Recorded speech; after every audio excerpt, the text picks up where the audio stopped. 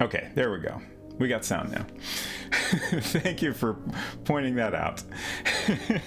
That's what I get for trying to do a low-key stream where I don't go through my checklist and everything getting ready. As I was saying, welcome 6-7 and also Eotrosix. Great to see you both. Super Sleuth speedrun. A bit too low-key, yeah, exactly. I've been planning my upcoming affiliate anniversary stream, and I want to try to squeeze in maybe 3 different games. We'll see how it goes, but I at least want to have a few different games ready to go. And one of the ideas was to do a Colonel's Bequest speedrun, and initially when this idea was suggested, you figure out how to find Lillian's scent. Oh, I will talk about that in a sec. One of the ideas that was suggested was Colonel's Bequest speedrun, and my initial thought was I would just do a kind of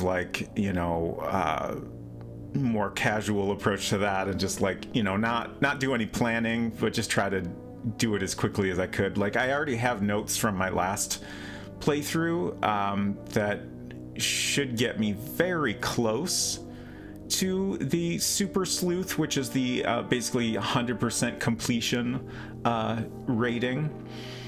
But I figured maybe it'd actually be more fun to do a little planning and kind of plan out my route. So this stream will be not a speed run, but I'll be figuring out all the steps I need to take in order to get that perfect score, and then I'll have a list of things to do, and I'll also have played the game a little bit more recently to feel like it's fresh in my mind, and hopefully we can figure out some of the little things we missed last time around. I should have looked up the things we missed. I know one was the cognac decanter, which I feel like I probably just screwed up and restored at some point and didn't look at it in its original location.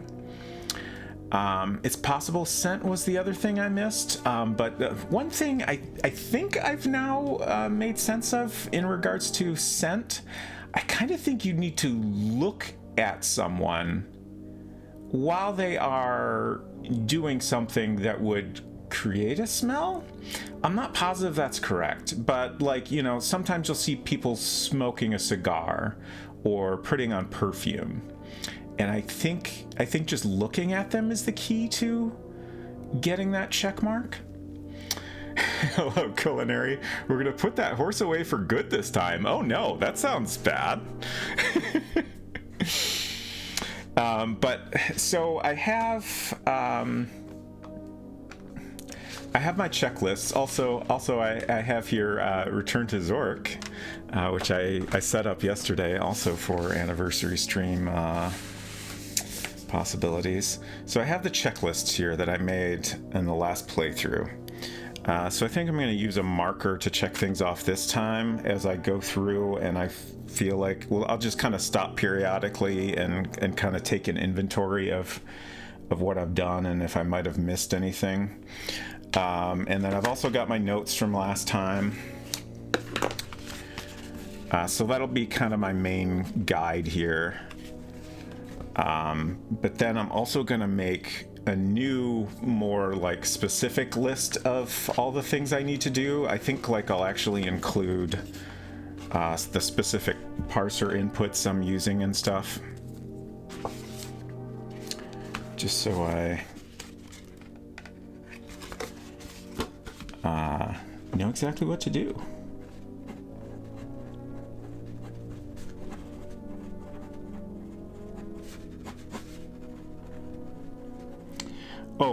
So I looked up the times. I don't expect to set a record here or anything, just to be clear about that. I'm not trying to be that good. Maybe I'll eventually take a shot at that, but I at the moment have no plans. I did want to share what the current records are for the game. So there's two categories for this game. There's an any percent, which just means like you get to the end of the game as quickly as possible. And, you know, generally that's going to involve skipping like as much as you possibly can. The current record for that is set by Santa Claus at 2 minutes and 48 seconds. The longest time on speedrun.com is 15 minutes 27 seconds, just to give you an idea of like the range there. That's not the category I'm going to do. The category I'm going to do is the Super Sleuth category, which is basically like 100% run. Like you get everything that counts towards your rating at the end of the game. So again, Santa Claus has the record for that at 7 minutes 11 seconds. That record is from a mere 2 months ago. The longest time is Author Blues at 27 minutes 39 seconds. That record is from 5 years ago. Oh, and also kind of an interesting note, most of these were done in ScumVM, which is what I'll be using. The slowest time is from DOSBox. My guess is that kind of slowed things down for that person. The longest ScumVM record for Super Sleuth is 14 minutes 12 seconds from One Short Eye.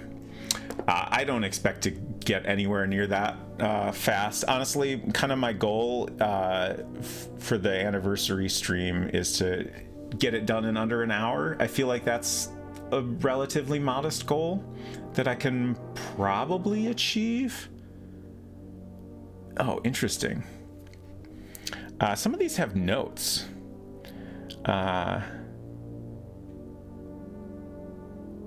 Which is very interesting. For example, the second longest run by Chuck Grody has a note that says, using an even more optimizations courtesy of Sleuthbox. I don't know what that is. All right, RNG, run can definitely be better. Fascinating. Okay. So I feel like I was going to say something else, but it has now slipped my mind. Oh, right. The other thing I was going to say is I haven't looked into this, but I'm curious if speedrunners consider this fingerprint step part of the speedrun. Obviously, it's mainly here for copy protection. But I feel like if it's not part of the speedrun, it's cheating a little.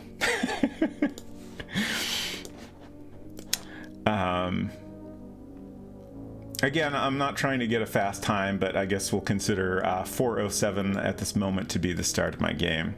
I am kind of curious how long this will take me. Like, it's definitely going to be a long playthrough because I'm focusing on working out the best way to do this. And then writing everything down. I think this is Clarence Sparrow. Whew. Oh, I will be skipping over dialogue and stuff,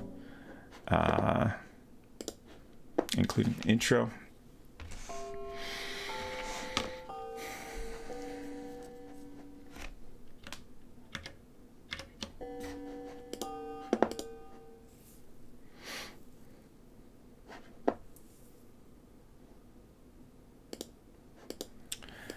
So my last run,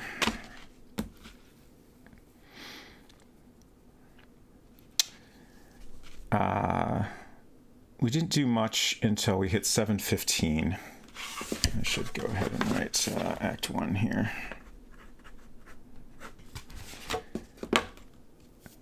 I don't have any notes until really 7:45 in the billiard room. Henry's room, parlor, billiard room, those will all pass the time. So those are kind of things we need to do to progress, but not really, anything that checks off an item, I don't think. One thing I was wondering is if there's really ever anything you need to do in here. Obviously, Ethel starts out in here. I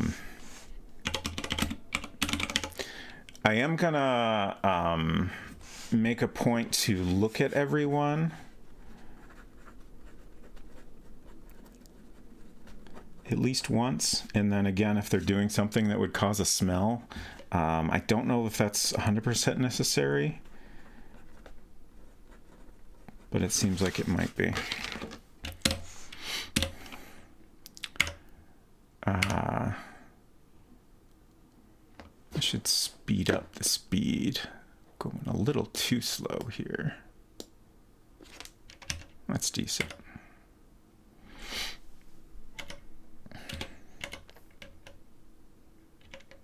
I don't think there's anything we can do in here yet. I guess we can look at Lillian.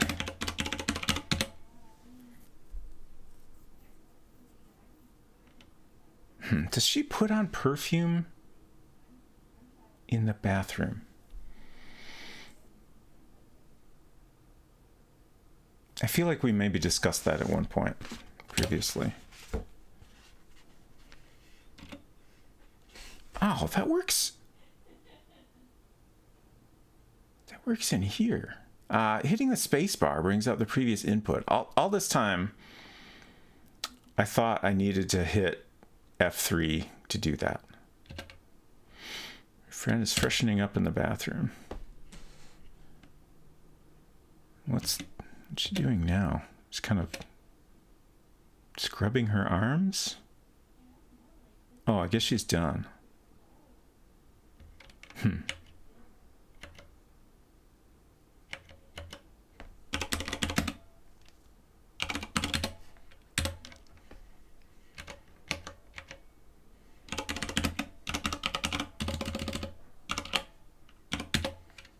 Okay.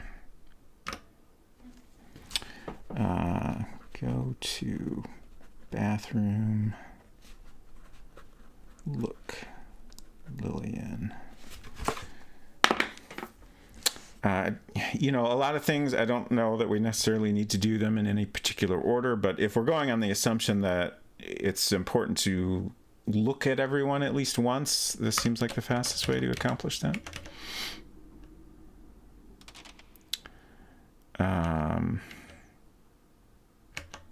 Let's see, I think if I go in there, it'll pass time. I don't know if I want to do that yet. Pull closet.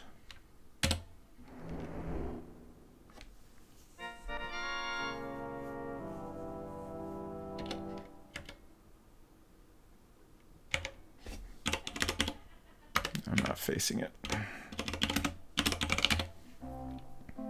Oh, that passed the time. Okay, so we got this scene, which is definitely something we need to see.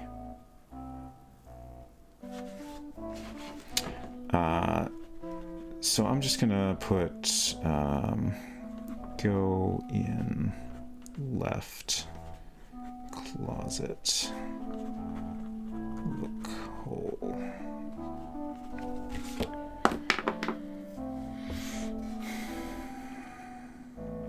Okay, and now we're at 7:15. I think that's correct.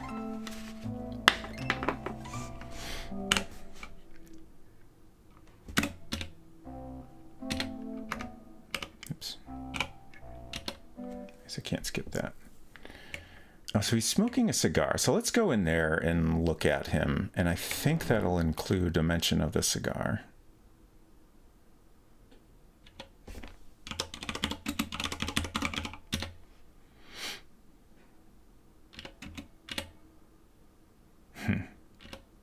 It doesn't.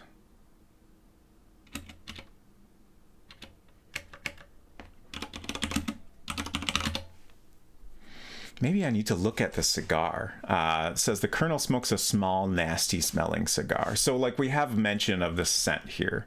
So it feels like surely that is checking off that box that we've noticed that the Colonel might smell like a cigar. Go in Colonel's room.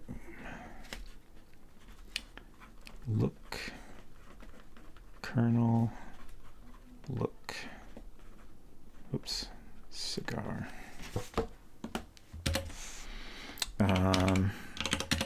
Smell, sniff, sniff. Smell cigar. You don't have it. Yeah, so it's weird that like it recognizes smell as an action, but it behaves kind of strangely. I guess it's assuming I want to smell the cigar item that we can actually pick up later. Let's see if I do smell kernel. Sniff, sniff. Like, I feel like that generic sniff, sniff response can't possibly be checking off an item that is something, you know, on our list that we need to accomplish here.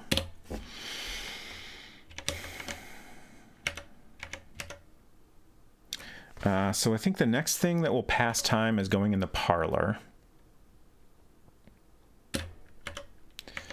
Oh, this is probably good to do, or is it?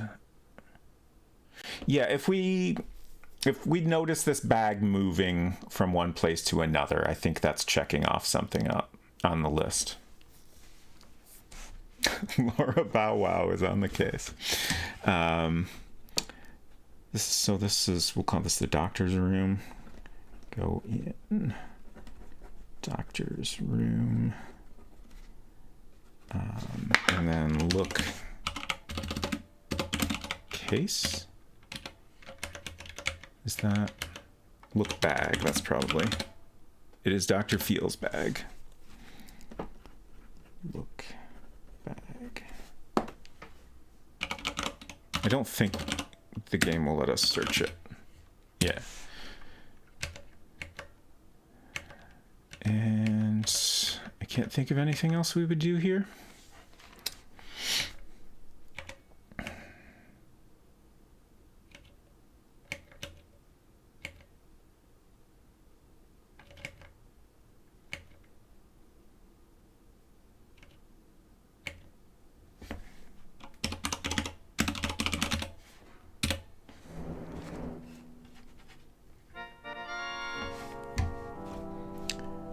Go in right closet.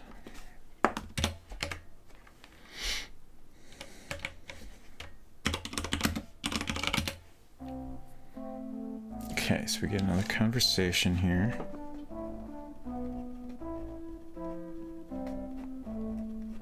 Suppose I should make a note of which holes I'm looking in.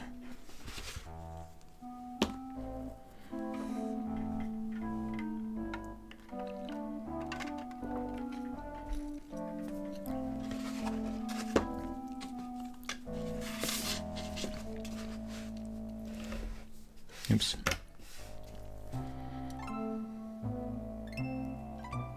Okay. I'm just looking over my to-do list here, so I figure the easiest way to reuse my list I already have is to use a marker to mark things off, since things have already been crossed off with pen. So one of the things we need to do is find all the secret entrances. So we've now found 2 upstairs. Oh, right. I think we also need to go through the secret doorways that leave like this door on the left side here that's in front of us. So...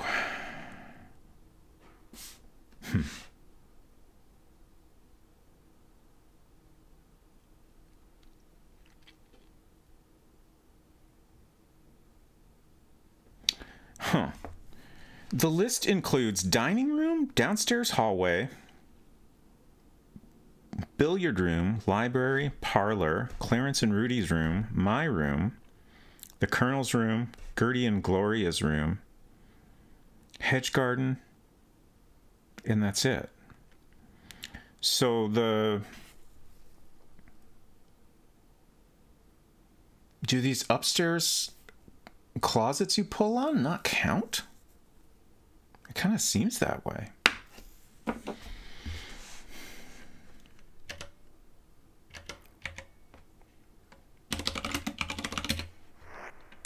can't go through there right now.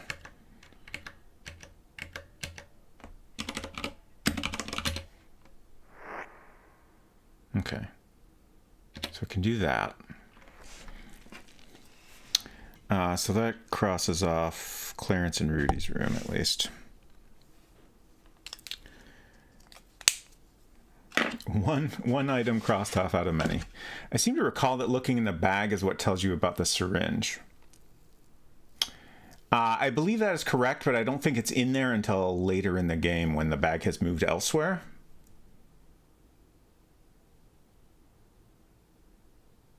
But I'll go back and try that.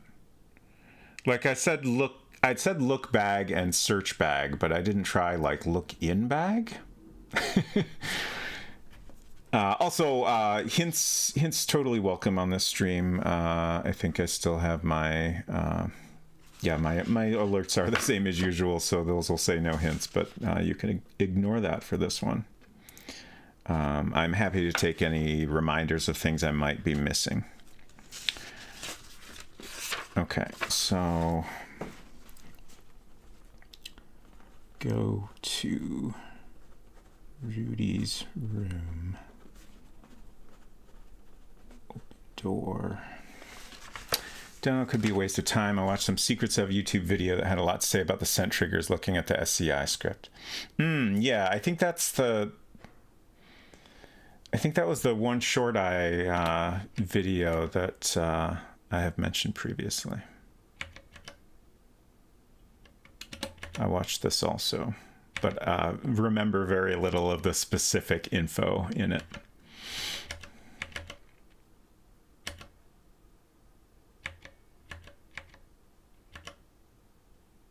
Obviously, there's lots of things I could do to answer questions, like look up information, look at other people's speedruns, study their routes and stuff. But I don't know. I feel like planning out a route on my own is a little more fun. If I like enjoy speedrunning a game enough to like try to set any sort of record, then obviously at that point, I'll want to like look at what other people have done to get, improve their times and stuff. But for now, I feel like this is the most fun way to approach it.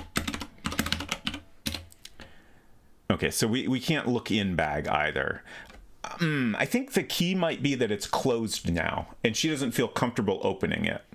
Later, it is open, so we need to wait until then, and then we can look in it.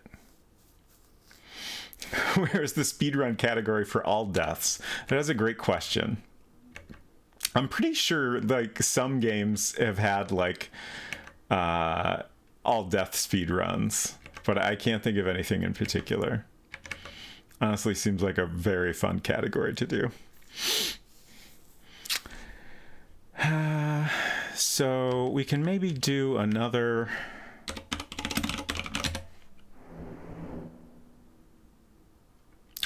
Oh, right. One thing I remember learning about is I want to say the parser doesn't look at spaces or something? No. What is... Maybe I'm thinking of a completely different game. Oh, right. I'm thinking of... I think it's specifically King's Quest 3. When you're typing in spells, like it doesn't look at spaces or something like that. I feel like there's probably tricks you can do to shorten the input, but I guess I won't worry about that too much. So we can get that door. And this is the thing I was thinking about, is it might be better to make this list on my computer, because then I can make changes more easily. But I don't know, that somehow feels more tedious. So I'm just going to go back and so we went in the left closet, and then I think at this point it would make sense to open door.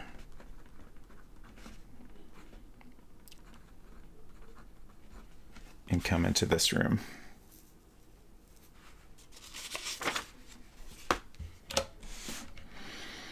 I don't think there's anything we need to do in here right now.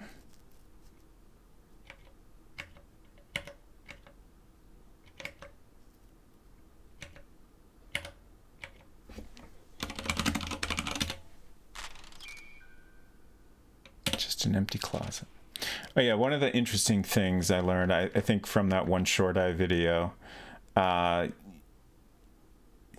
the chandelier will only fall on you if you're walking in a specific direction. I can't remember if it's up or down. I want to say down.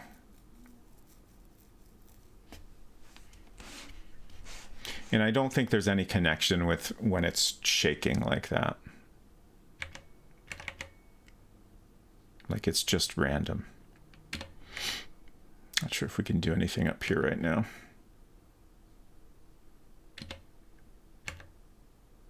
No Fifi.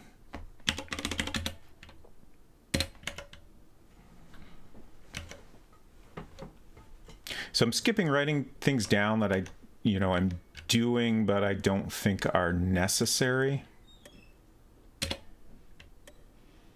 Hopefully I won't end up regretting that, but it seems like the right way to approach it.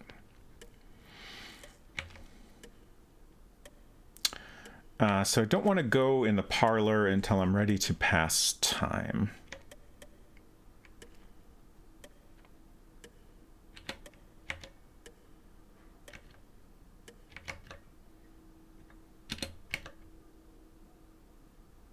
I'm pretty sure I can get the bone from the kitchen right now. Though I suppose there's a question of whether this is the most efficient time to do this. It's a little out of the way. I don't know. I guess we'll go ahead and go to kitchen, and then we'll look at Sealy and look at dog. I don't know if that's necessary.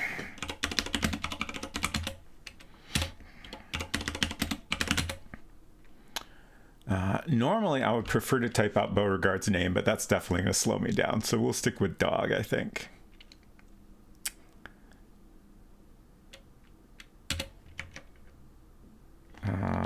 Open. I know it doesn't respond to fridge.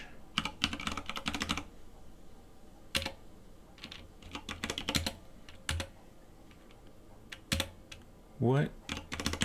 Icebox? Okay.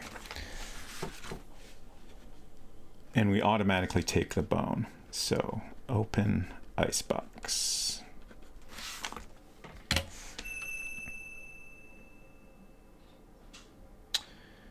What now?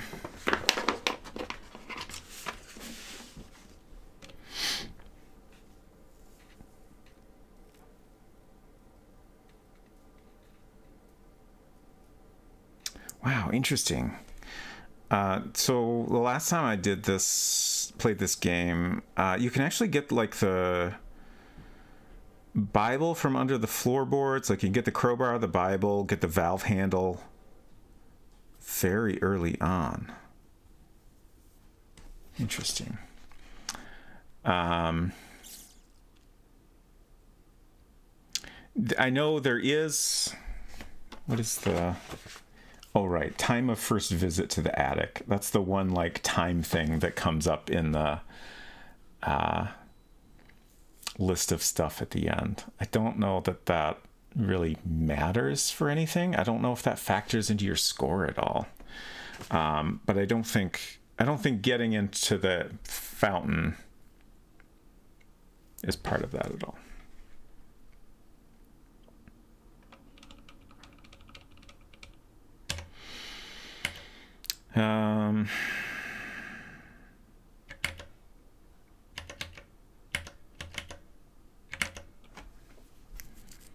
Just kind of thinking here.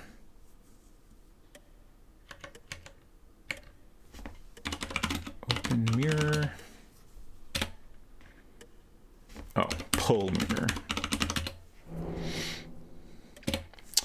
Can watch from the couch for a bit. Sounds good, culinary.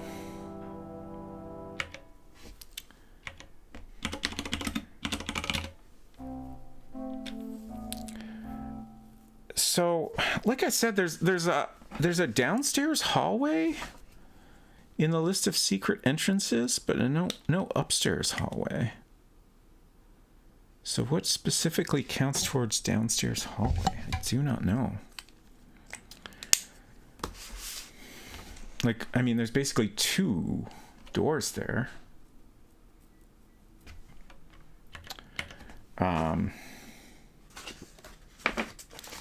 So I'm just going to write down go in mirror, open door up. So we should be able to go that way right now.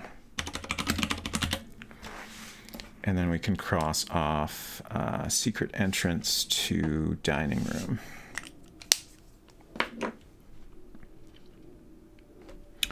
Oh, we have also, I assume the soup bone is the food item we need to take from the kitchen? I don't think there's any other one.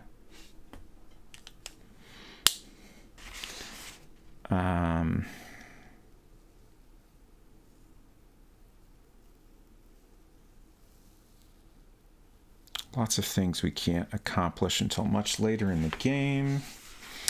People with a telltale scent. I feel like we've probably gotten the check mark there for the Colonel.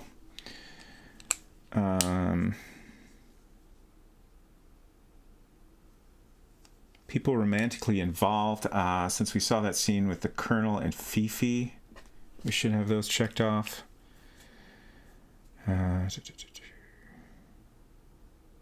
Okay, objects with changed location. We need to make sure of, like, that's a scenario where we need to look at it in 2 different places. So we've looked at the doctor's bag. There's also the dagger, the derringer, and the cognac decanter. So the dagger and the derringer we can go look at right now. Ultimate location of most bodies, people who struggled physically, person with surprising secret, people who use secret passages. Oh. I guess a couple of these I forgot to fill in. Well, we know who murdered the most people. I have people who use secret passages. The only thing I have written down there is Colonel Dijon, which we are able to determine once we find a cane there. I think that's how you get that checked off. Or is it the cigar, actually? It might be the cigar. You can find a cigar, you can find a cane. Probably smelling the perfume. Did I already screw up in... Like, it's super important to smell Lillian's perfume in some way. Because we need to know what her perfume smells like when we get to the point where you can smell perfume in one of the secret passageways. Hey, David, good to see you.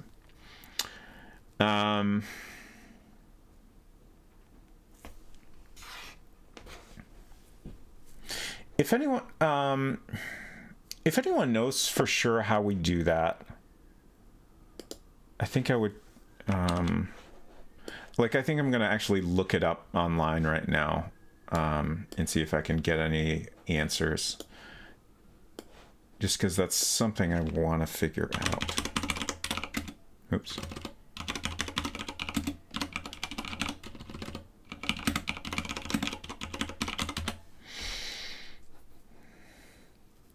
Hey, Vervain, you see her put it on when she's freshening up in the bathroom. Okay, that's what I thought. I tried to do that, and I definitely kind of skimmed the text, but I didn't see any mention of it. Is it possible I screwed up by not immediately going there?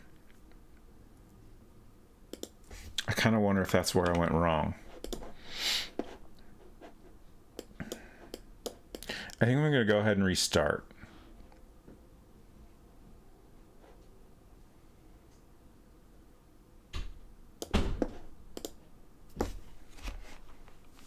Yeah, if I recall, I don't think it goes into the depths of remembering different people's scents.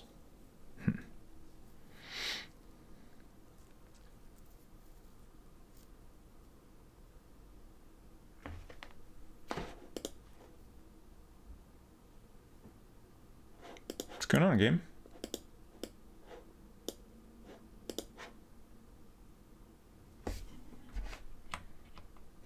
Weird. I guess I'll quit.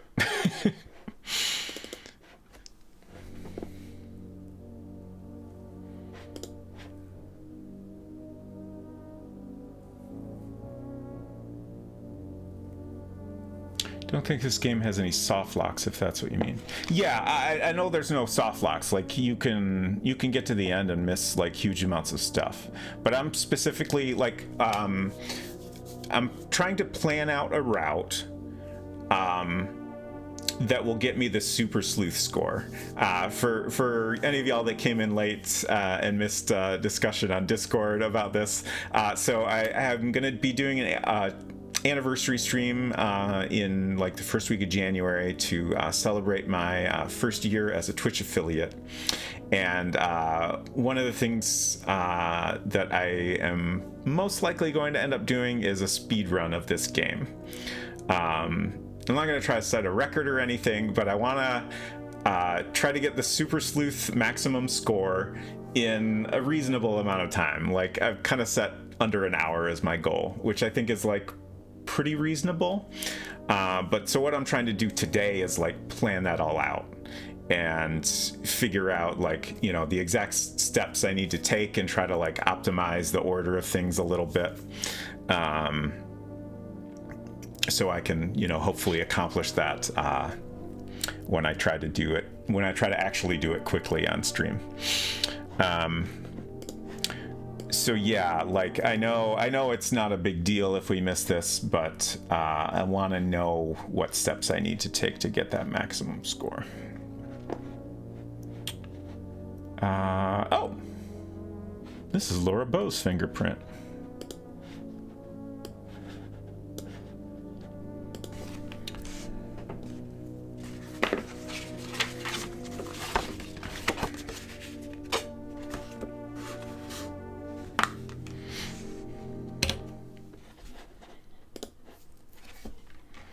Okay, so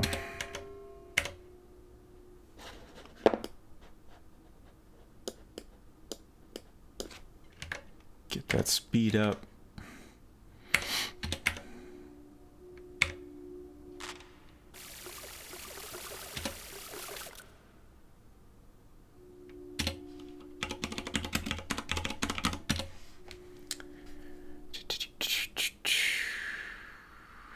So that doesn't, like, that's well, the first time you look at someone, you just get a,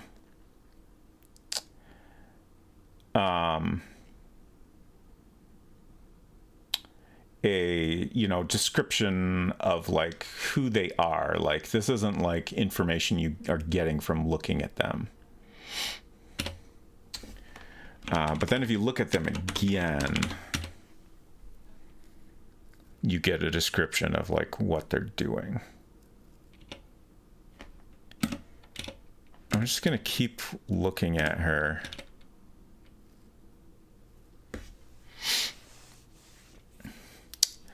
Hey, Rebello. This is my third time playing the game. It seems about right. My goal is I have my 1 year affiliate anniversary coming up. Hey, Silver, good to see you. And I'm trying to plan out a speed run. So I'm trying to figure out how to get maximum points that will get me the Super Sleuth score, and just like figure out a somewhat optimal way to do that. Like I'm not trying to set any records or anything. I'm just trying to get like, you know, maybe under an hour or something like that. So we'll see how I do at that. And right now specifically, I'm trying to definitively figure out how to get the check mark about Lillian. We didn't ever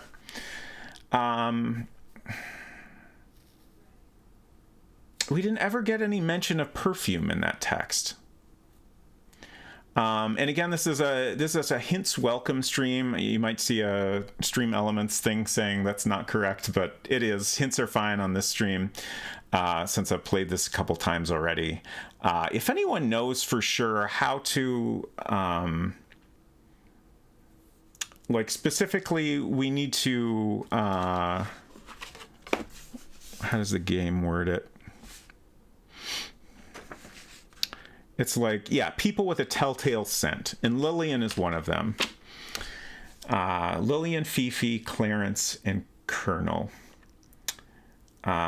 So I'm pretty sure we need to observe Lillian putting on perfume in the bathroom. But if I just look at her, I don't get any mention of that. So I don't know if I need to actually do something else. Or what? Oh, restarting actually worked that time. So let's try this again. We're slow again.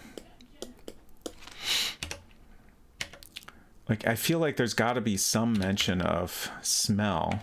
I always do smell perfume. Okay, interesting. Oh, but you think witnessing it is possibly enough. So, like, maybe even though it doesn't say anything about perfume, just being here at the right time could be enough.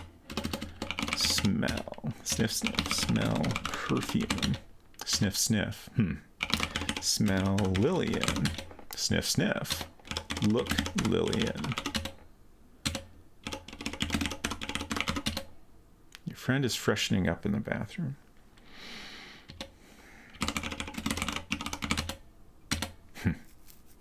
I mean, maybe that's enough. I have previously gone on the assumption if the game responds sniff sniff, it almost seems like a generic response if you're not doing anything that's useful, but maybe I'm wrong about that. I am gonna make a note that we should go to the bathroom first. And I'll also add smell perfume here.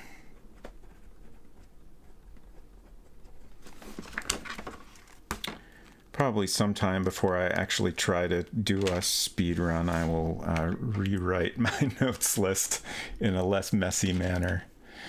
Yeah, we were talking about the... I'm going to double check the username here before I repeatedly say the wrong name.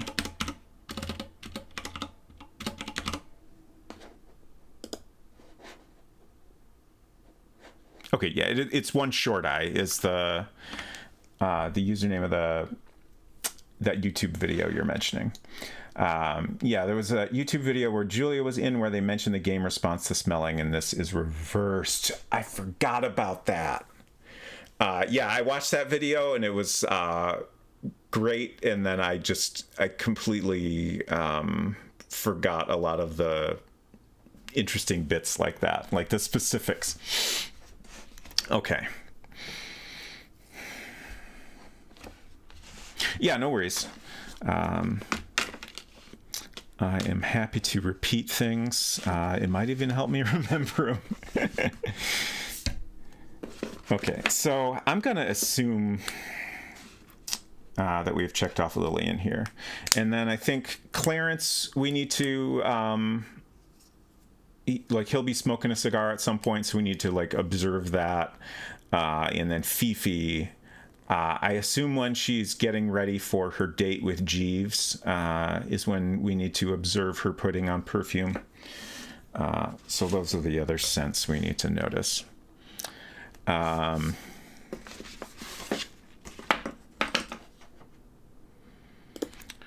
right, so I'm just gonna go ahead and whoops.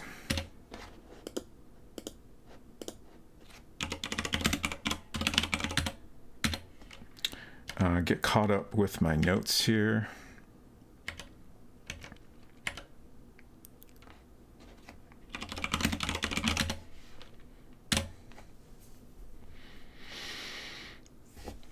Thank you, Unsecret Crush, for taking care of that from the other room.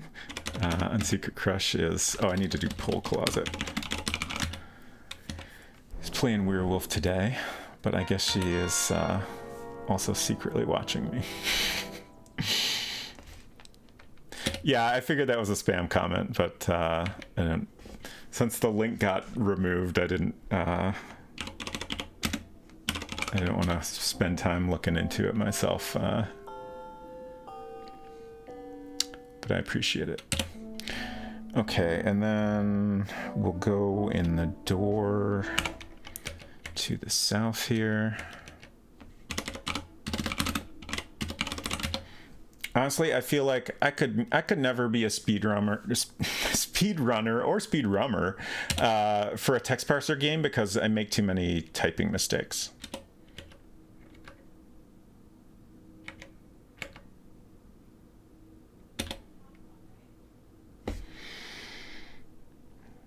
And then go in Colonel's room. All right. Look at his cigar. Actually, let's try. First, we'll look at Colonel. And then smell cigar. You don't have. All right, I tried that before. Look. Cigar. The Colonel smokes a small, nasty smelling cigar. Okay. And then you want to go in the doctor's room and observe the bag.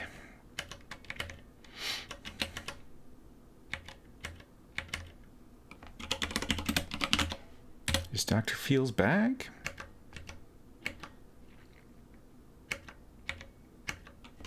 Can we go? Whoops, that doesn't work. How do I?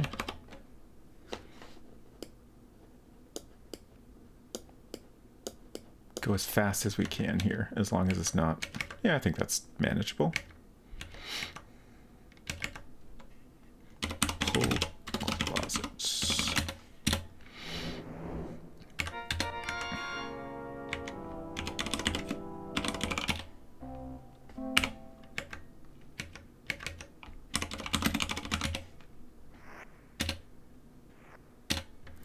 Okay. And then we went to the kitchen.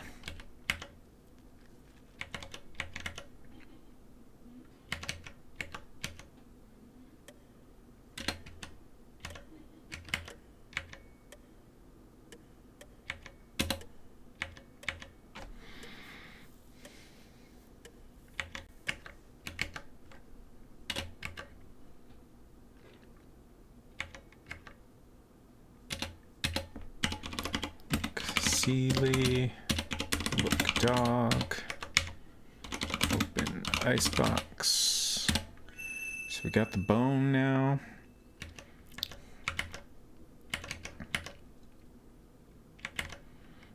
You know, it would have made a lot more sense to open, pull mirror, and then open door. And then go into the kitchen from here.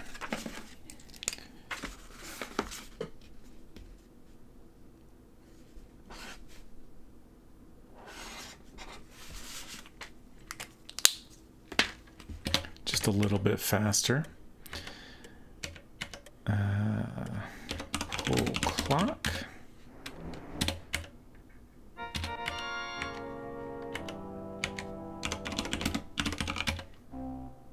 So the doctor's in there reading. I don't know if observing that is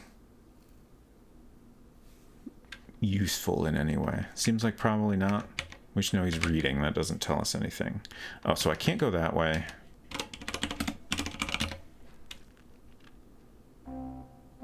So here's another time passing thing.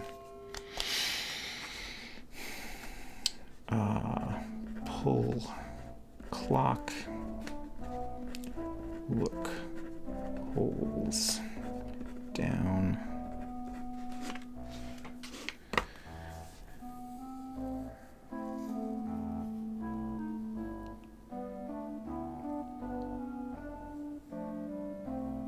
Okay, so this is the conversation about the Colonel's money situation.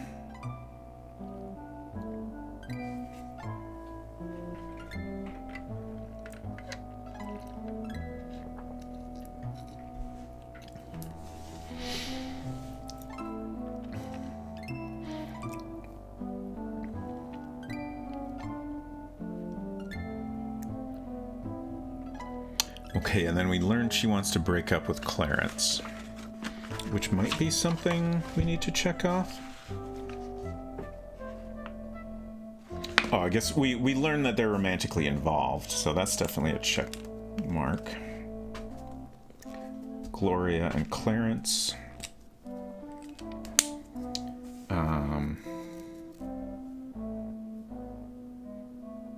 Person wishing to end an affair, Gloria. So that feels like it's maybe even impossible to miss, but we'll check that off.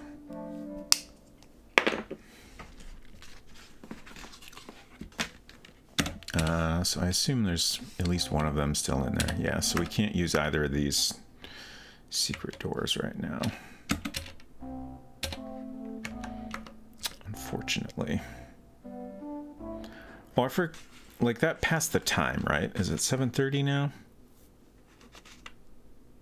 Or is it 7:45?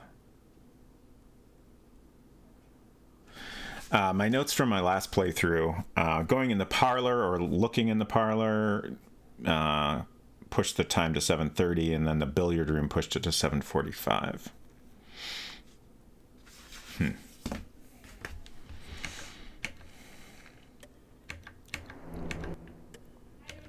I guess I'll go ahead and look in the parlor now.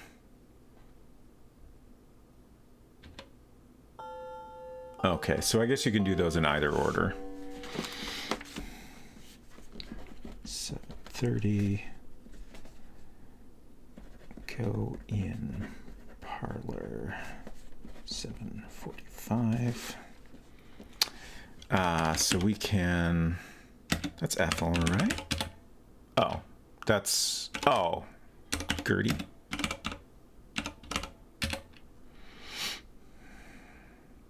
My mistake. Look. Gertie. Oh, and Clarence is smoking a cigar.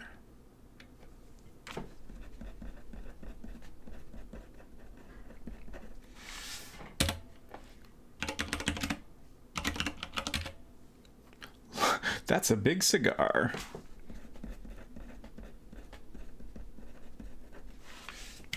Whoops. I thought I turned that off. I accidentally activated mission control. Oh, the decanter. Look, decanter.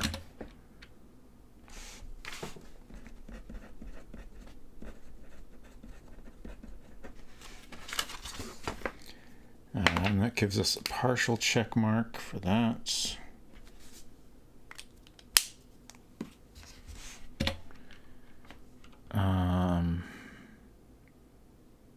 Is there anything else useful to do in here right now?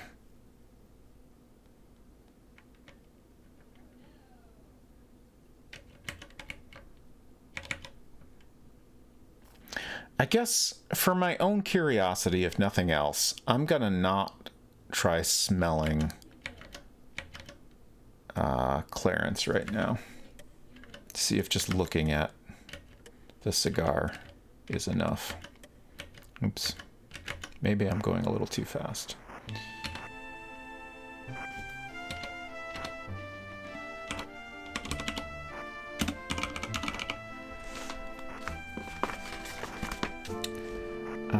So go in billiards room. Look, Jeeves. Look, Gloria.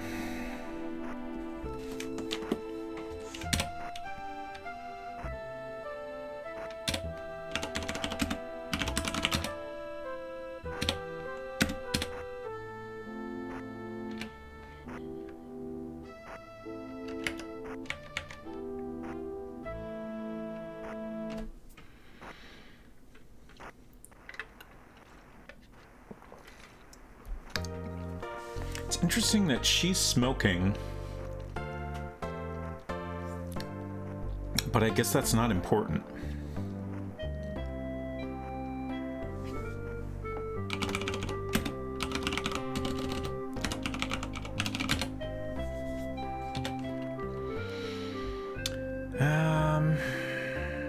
Can't think of anything else to do in here.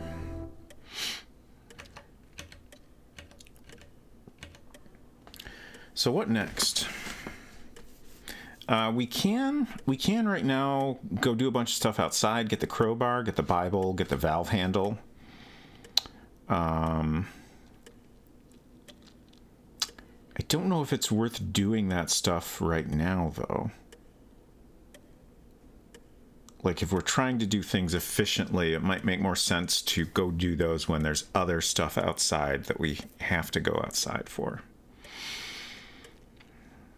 Unless the game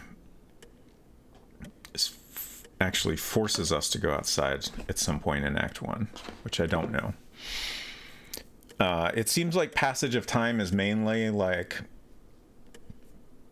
at a given time you have to like observe a certain thing happening in order to pass the time. But I don't know if there's any like maybe I feel like there's sometimes things you need to do in between or something like that. Let's go in Gertie's room and see if she is now missing.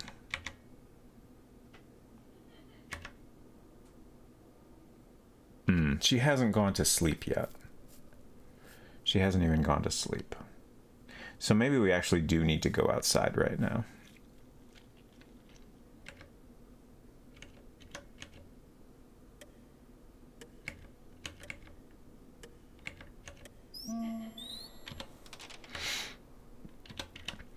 So we'll go to the carriage house, get the crowbar.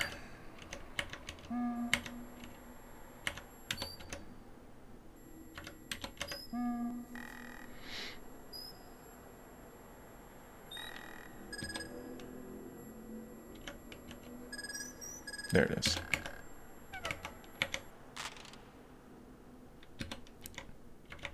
And the oil can.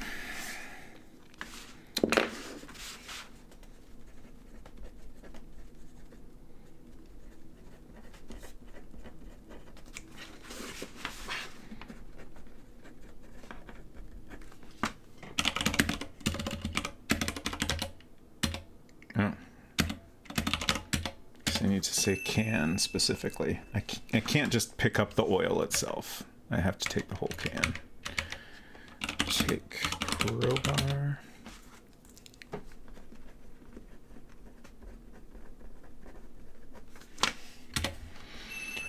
Okay. And that should be everything in there. So then we'll go to the church.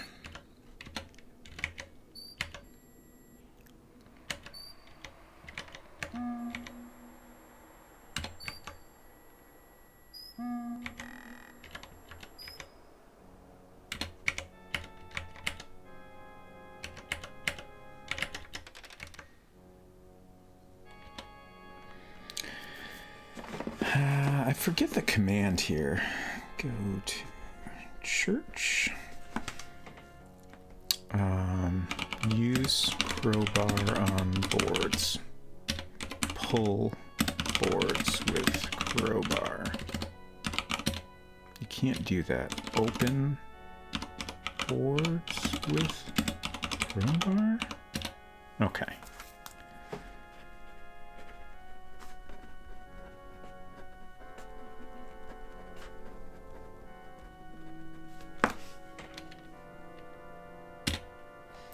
Take Bible.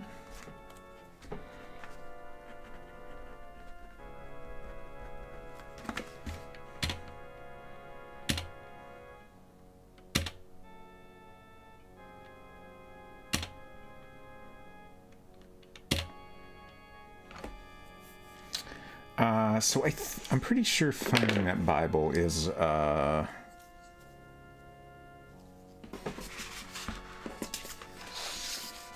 yeah, there's religious article discovered, which I assume is that Bible. So like it doesn't really...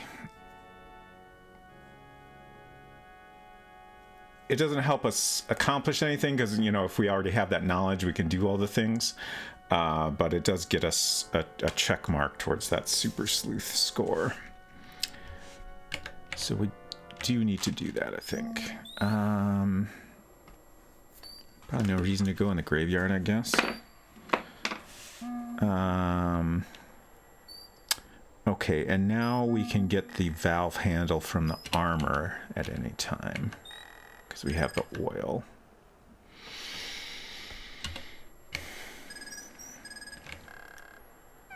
And I'm also curious if just coming out here and spending a little time outside will pass the time. This is actually a good opportunity to come in here.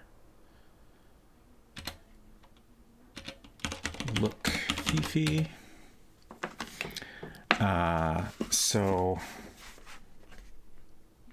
I guess I feel like study is the right room name. Go to study. Look, Fifi.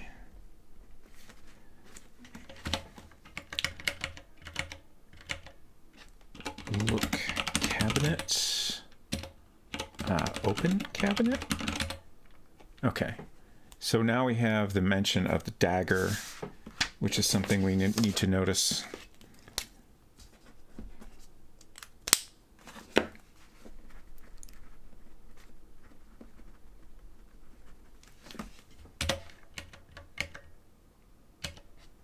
Look, case.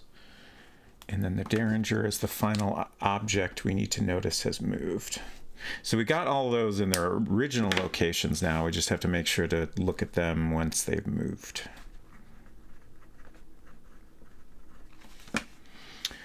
Did you spy on the convo between Gertie and Clarence? I think it might be related to one of the objectives. Thank you. Hopefully I didn't already miss that. But I did not think to do that, which is silly.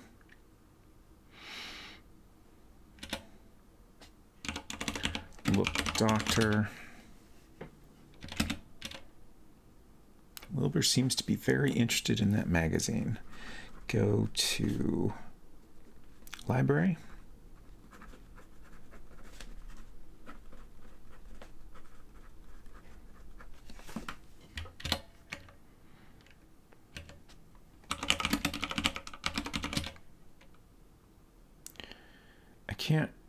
I don't think we can really get any information here from looking at the magazine. I mean, we can see that he's reading about racehorses.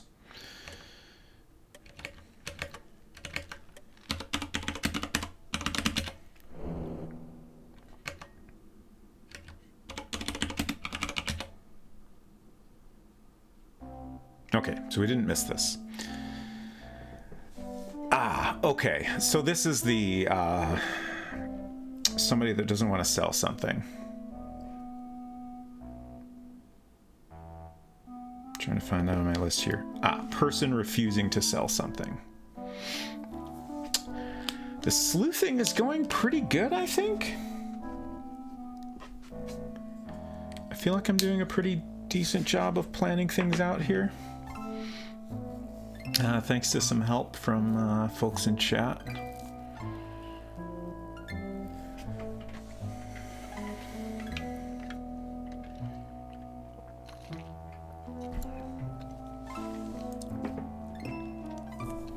Oh, I forgot to cross it off, but we did observe Clarence with his cigar.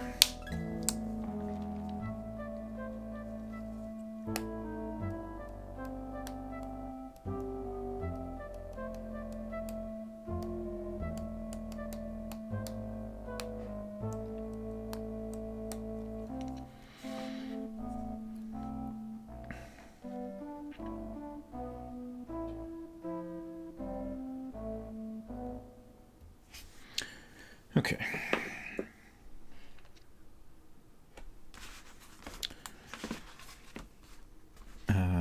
Go to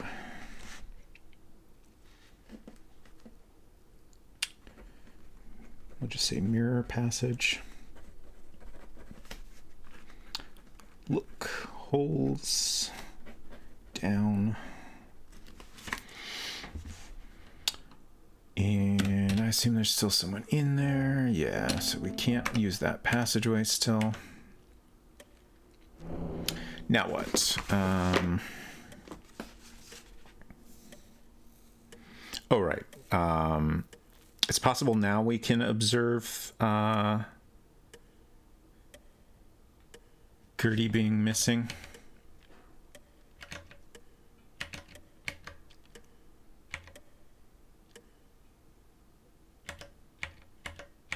I keep thinking I should save, but also, like, if I had to start over, that'd be fine. It might even be better. Are you trying to make up your own speed route or consulting a guide existing route? I'm making up my own. My thought is making up my own route initially would be more fun. Like, this is a very interesting, like, it's an interesting aspect of speedrunning to me. So, like, figuring out a route on my own sounds a little more interesting. And then, you know, if I decide I actually enjoy speedrunning enough to do it more and like optimize my route, then at that point I would definitely see what other folks have done and, you know, take that info to try to improve my time.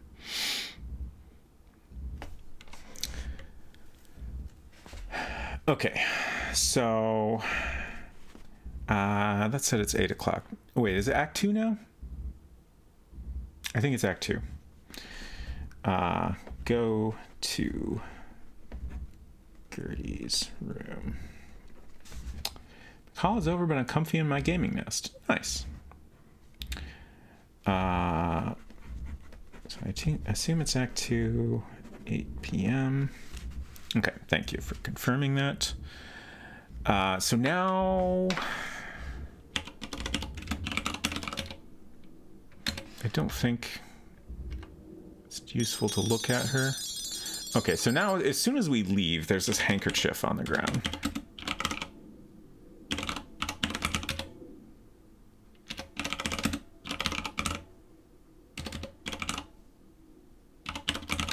Why is that word so weird?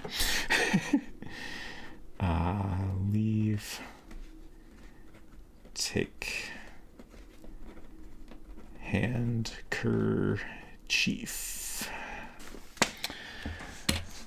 And I think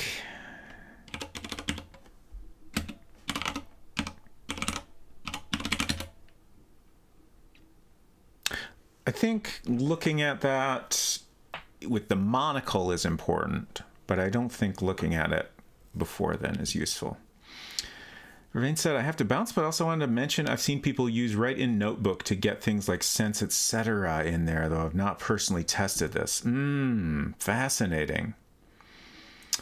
But thank you for the assistance, and thanks for coming by. Hope you have a great rest of your day.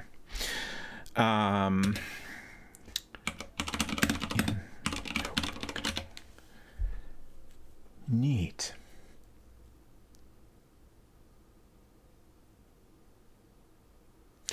I think I remember seeing that brought up somewhere, but that's not something I ever tried to do myself, like in game. Okay, I will keep that in mind going forward.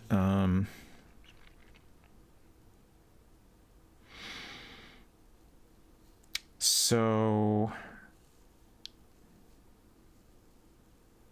okay, yeah, now I think we want to go back in.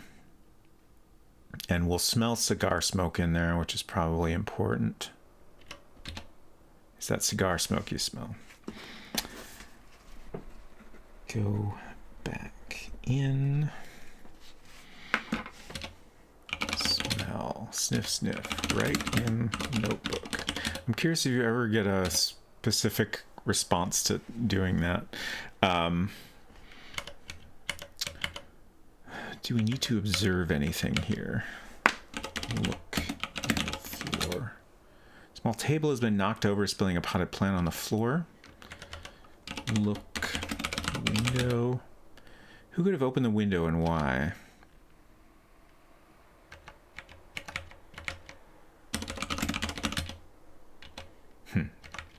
Do that yourself.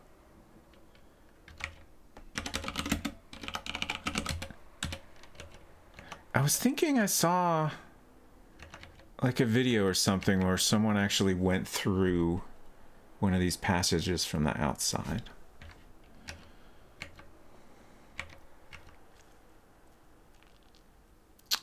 Okay, and then we see shadow outside. Go back out.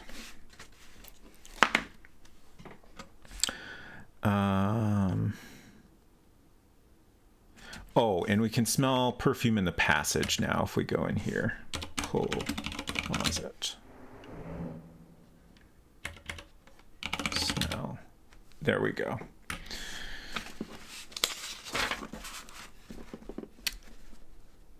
Go in left passage. Smell. Hello, Jabberwocky. Happy Sunday to you too. Hope you're doing well. Okay, so I'm finally onto page 2 of my previous notes.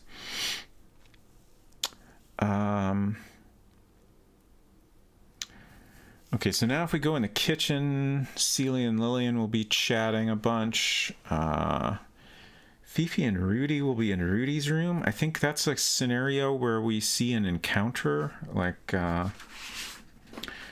Rudy's being rude. Just kind of gently roodying it up.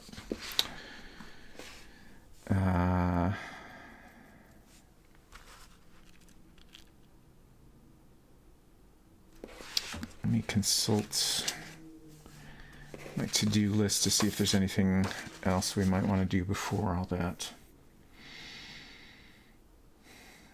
Oh, right. I still didn't get the valve handle from the suit of armor.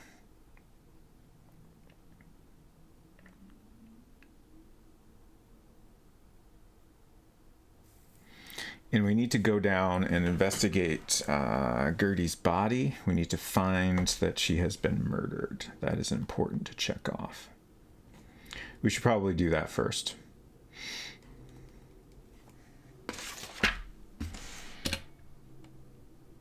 Can I go through here now? No.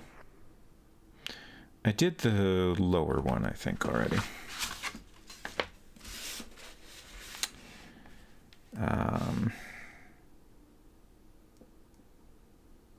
I didn't check it off, but I think I did.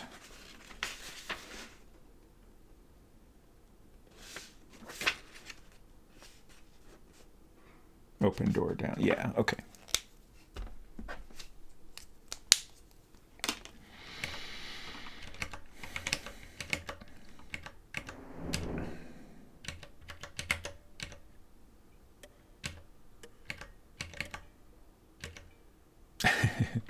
Thanks, Dad.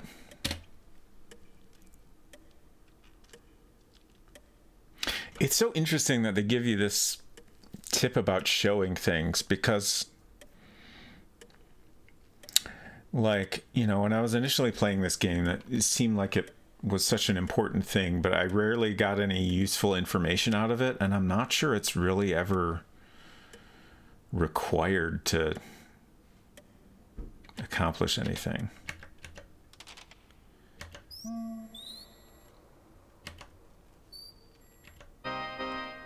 There's Gertie.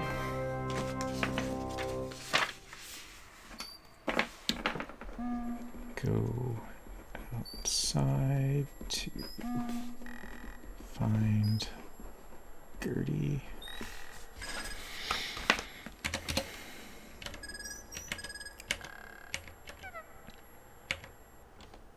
Search body.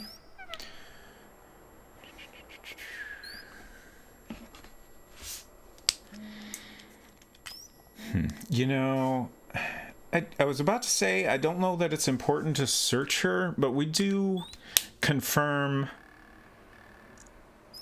Well, no, we see that she died of a broken neck, so we haven't really confirmed that she was murdered. Obviously, this scenario looks extremely suspicious, especially since we had just seen her sleeping.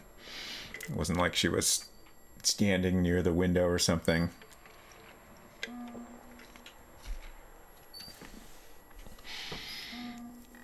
But regardless, I am inclined to search everyone's body just to make sure that we get the people found murdered checkmark.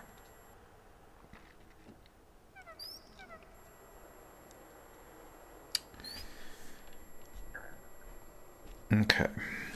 So, next.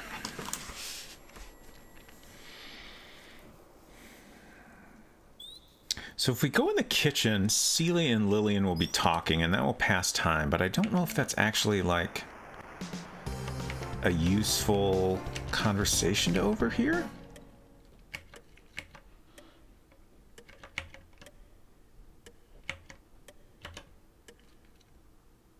Okay, so this is empty, so this is a good opportunity to pull clock and then open this door. Go in left, downstairs, passage, clock, open door, up. That's another check mark to the library.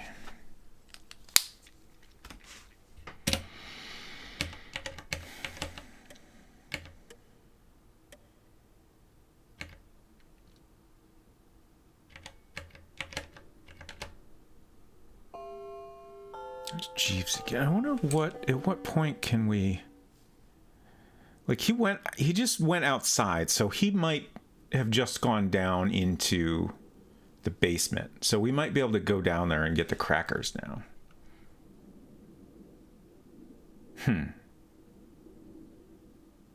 There's an interesting question. Is getting the crackers actually necessary for the Super Sleuth score? And in particular, is using them necessary? I really don't know.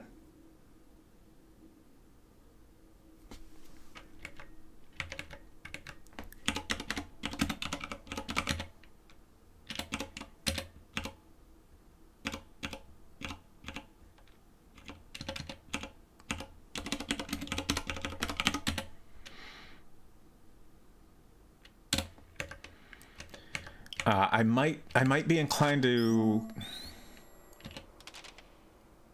Okay, so now he's feeding the dog, so we still can't go down there.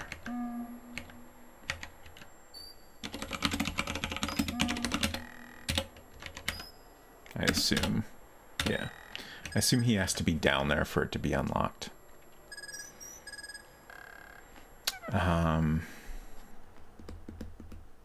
This might be a point where I can get the necklace.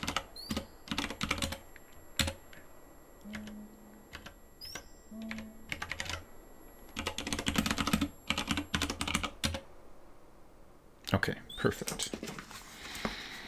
So go to kitchen, go outside, throw bone, look in doghouse. Okay, so now we have the necklace that we can give to Celie, which is important. We can, whoops. Probably go ahead and do that now.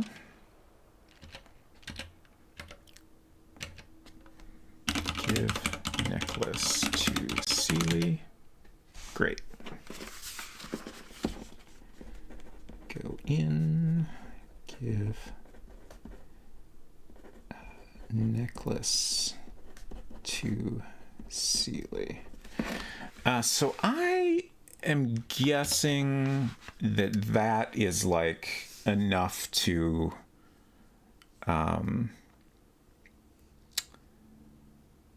get the check mark for befriending Seeley. Like, once we've given her the necklace, at that point, we can go and talk to her when she's in her house, and she'll invite us in. So I assume that's like the key step in getting that checked off. So now we can make time pass again if we go to... Oh, maybe this isn't a time passing thing. Let's go to Rudy's room, and I think we'll see an encounter there.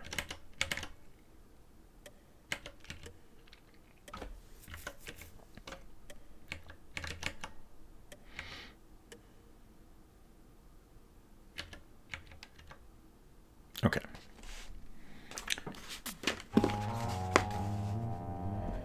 Go to Rudy's room. And I guess we still haven't looked at Rudy, so we can do that now.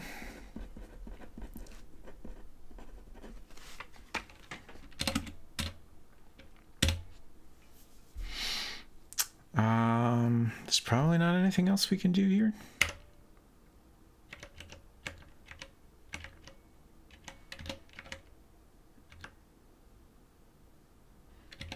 Okay, so Fifi is here now.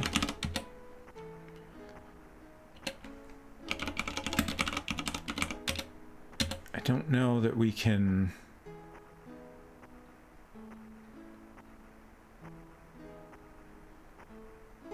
Like, she's sitting there at the vanity, like she's like powdering her face, I guess, and fixing her hair. I don't know that this is a time where we can get a check mark for smelling perfume.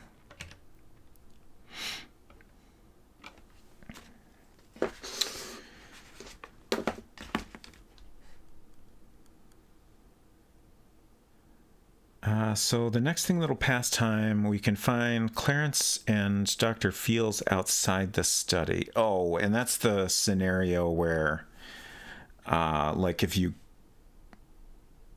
go up to them, they'll be like, oh, hey, we should find somewhere private to talk. Okay.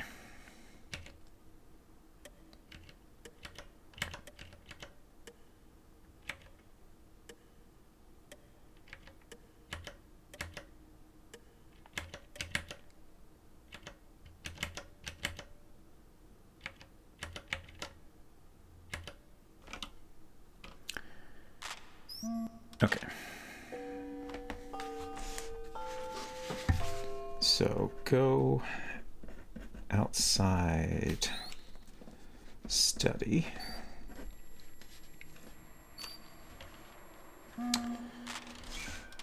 And then I think if we go around the other way and go into the passage, then we can overhear them.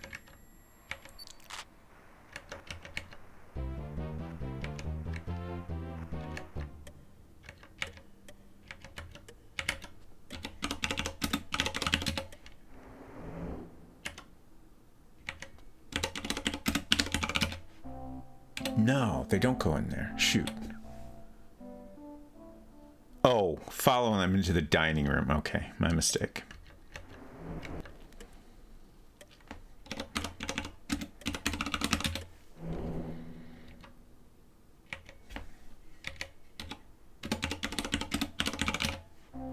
Okay.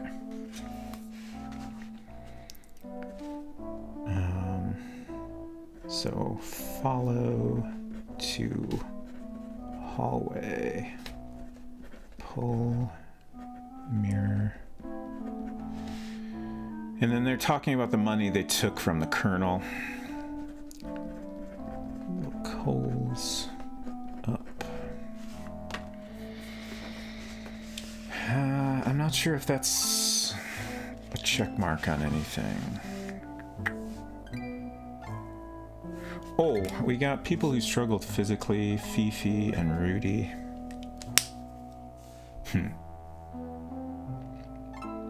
It looks like I didn't ever complete my list of who we need to observe struggling. I think it's... You need to catch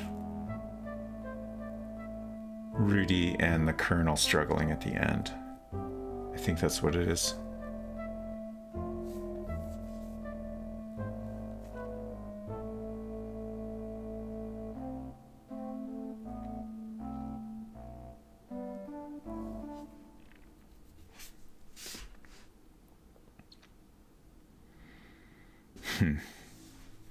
People guilty of embezzlement.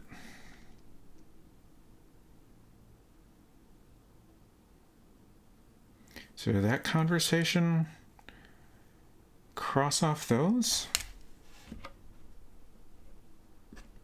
I'm just gonna tentatively assume that did.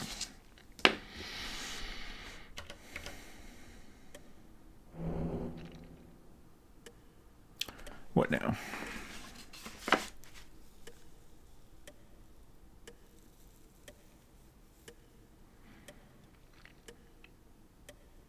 Oh, now we can, well, soon we can go in the basement at least. Dr. Fields will be in the library now.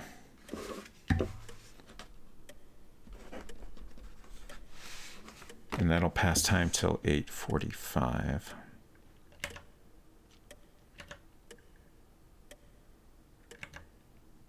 Let's see if I can go in the basement right now.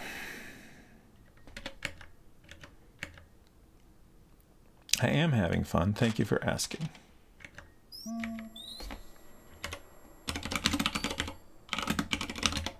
Aha, okay. Go outside kitchen. Open cellar door.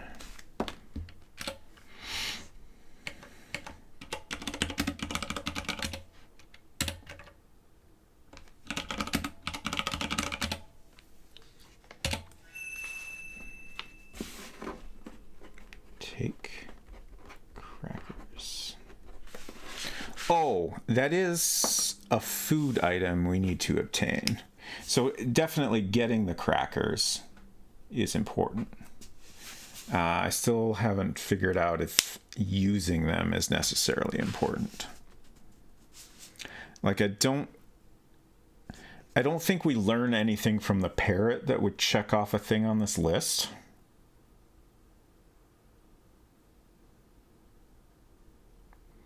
So I'm a little bit inclined to skip giving the parrot any crackers and see if I can get a perfect score still.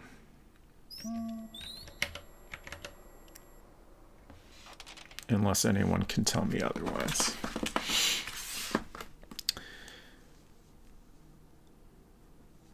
So now I guess we probably want to go in the library.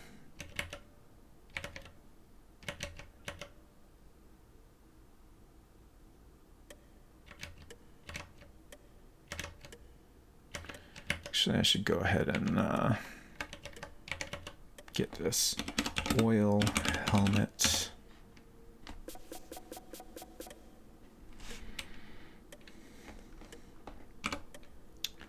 Open helmet.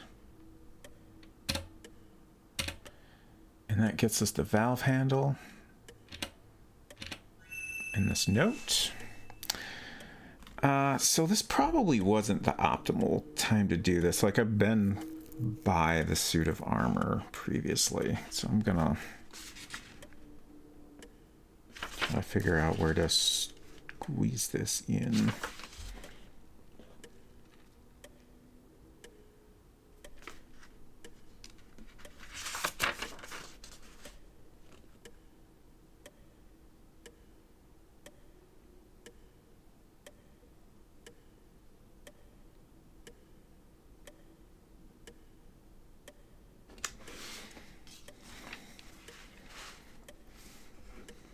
Right here.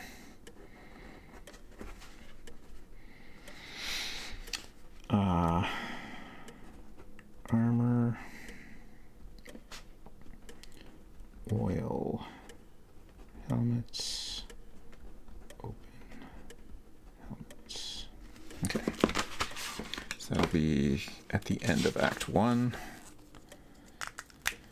Save me a couple seconds.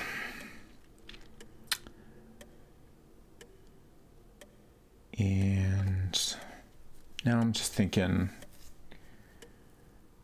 all right, so we could open up the passageway that gets us into this secret underground area now, but in order to go in there without dying, we still need the lantern.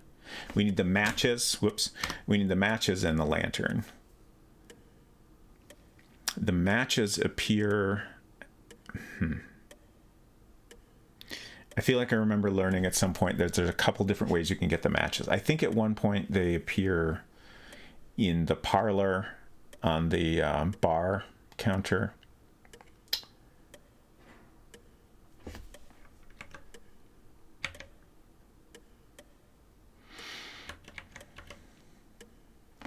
Let's pull the clock.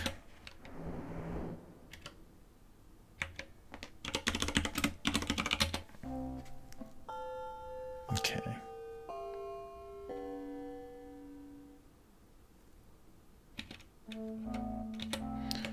So there's not anything to over here, so this probably wasn't worthwhile. We can just go in the room to pass the time. Go in library. And that was 8:30, I think. No, 8:45? Yeah.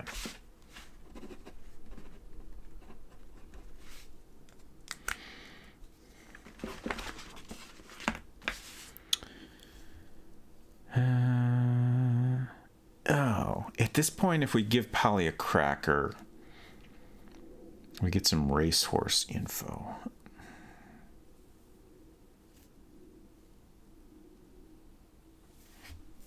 Oh, maybe I should do that.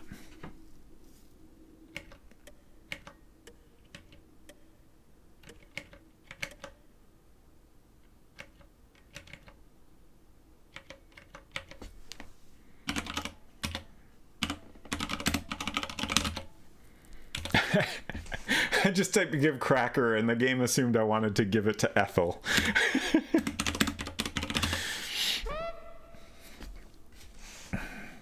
Gonna tell him racehorse scam. Awk.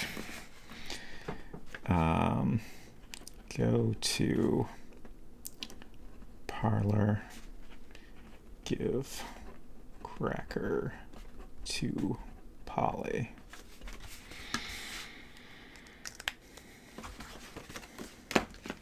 Okay, and then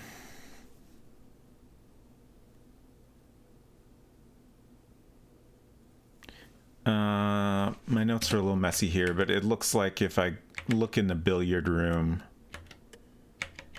via the passage here, this will pass the time until Act 3.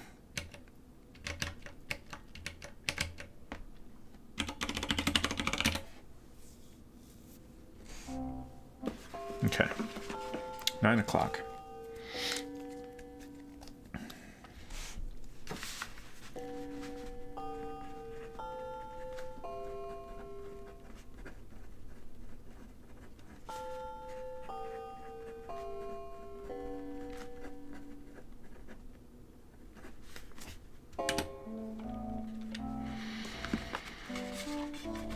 So this is Gloria and Clarence.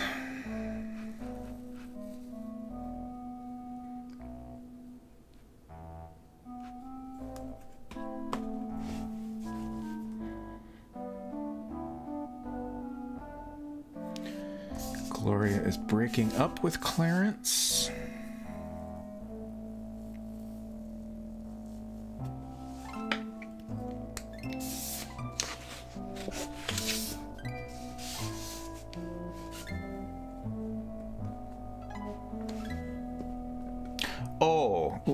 Crackers is an item we need to use more than once. So we do need to use the crackers at least twice.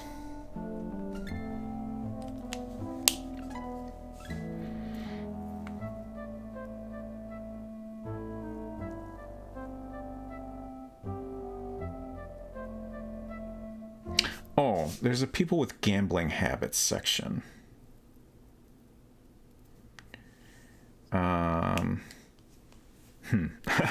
all my entries in that have a question mark, but we've pretty much confirmed that Clarence and Dr. Fields have a gambling habit. I also have Rudy listed with a question mark.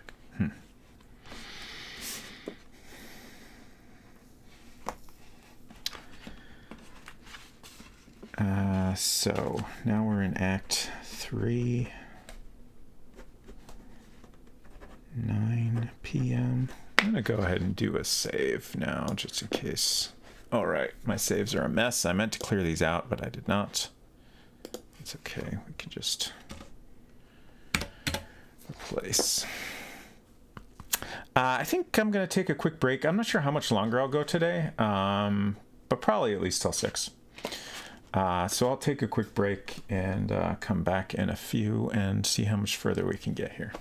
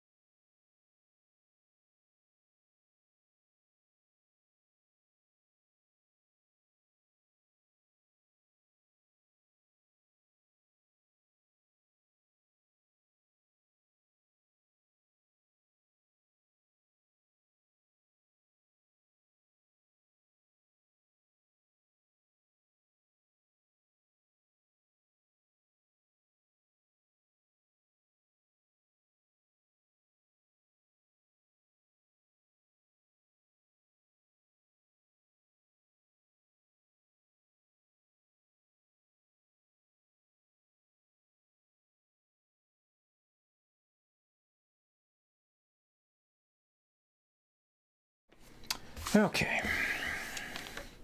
So it looks like I have time to continue playing until about 7, which is great. Hopefully I can manage to get to the end. I honestly don't know. Like, things have been a little slow so far, but I think it might we might pick up the pace here. So we'll see. It'd be nice if I could get through this like step of planning things out, and then like I think what I'll do after this playthrough is type up these notes, and then I'll do like one more playthrough. Well, part of my plans might depend on whether I actually get the Super Sleuth score on this playthrough. If I don't, then I'll have to figure out what I screwed up on. But then I'll also try to do a little like optimizing to see if I can like rearrange things a little bit. And if I have things typed up, then it'll be easier to reorder stuff in my notes.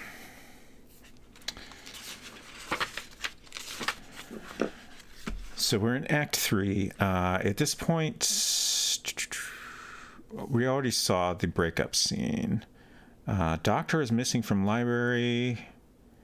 Oh, okay. So if I go into the library, we can see that the doctor is gone now.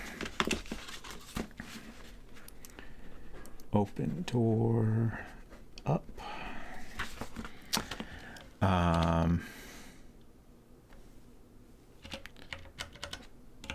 Look, feathers. Look, cane. I have it. We can take the cane. You don't... Oh, that's not the cane. That's the poker.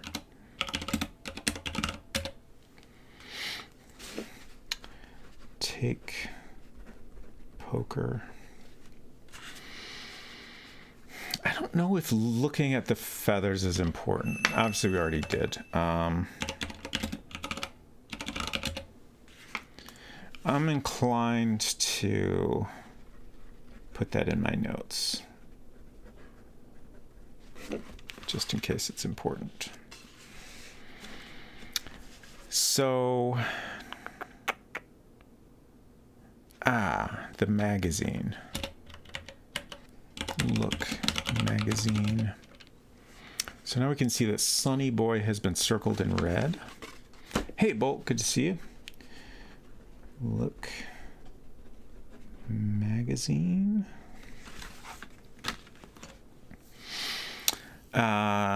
So for you and anyone else that has come in recently, basically what I'm doing here, I'm planning out a speed run. This is a pretty slow run. Thanks for that shout out. I've not been doing any shout outs, but I appreciate it regardless. I figured since you were busy on Secret Crush, I would not worry about them. But feel free to shout out any other folks. I know Culinary's been in here, Silver's been in here. I'm not sure if they're still around. What was I saying? So I'm planning out a speed run. So I'm writing down all the steps I'm taking and kind of thinking about how I might be able to optimize things better. And then I'm also planning out a speed run that will get me maximum score, the Super Sleuth ranking, as this game calls it.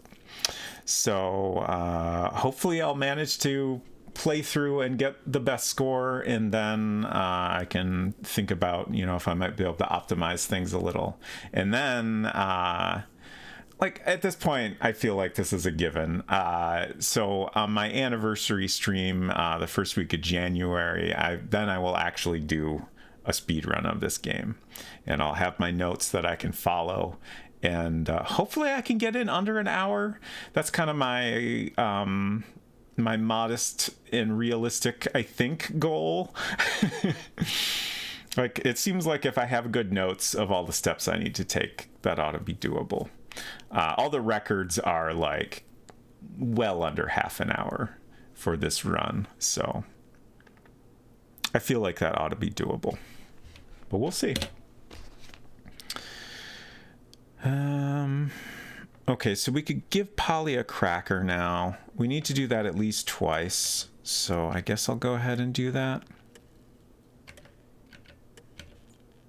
I also still have some passages I need to go through.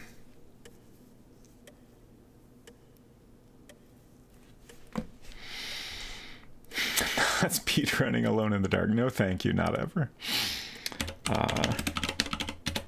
I did enjoy the first game very much, but I don't think I would enjoy speed running that type of like clunky controls game with combat. Nah, not my kind of thing. Oh, I've accidentally passed the time. Is that okay? It's just Gloria listening to the Victrola.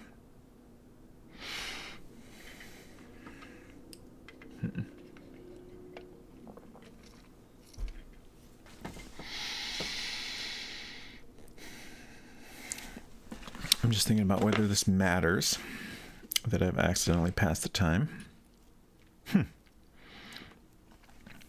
My previous playthrough, I actually got to 9:15 by looking in Rudy's room.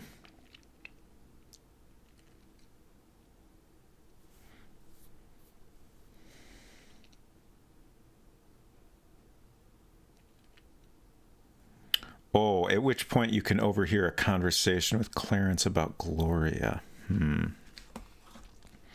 I don't know if this means I might have missed that. Let's go find out.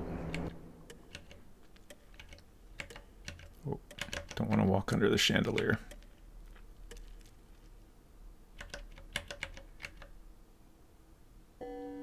Okay, so they're in here.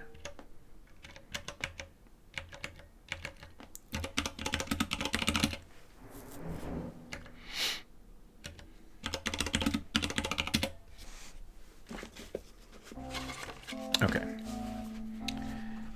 Go to upstairs right passage. And they're talking about Gloria. Look holds down.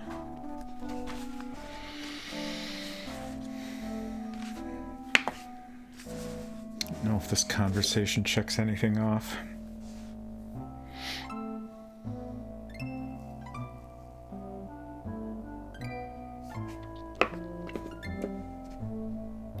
Alright, we still need to find... Dr. Fields has been murdered, so we need to find his body. I kind of forgot about that. I think that's okay, but we don't want to put that off too long.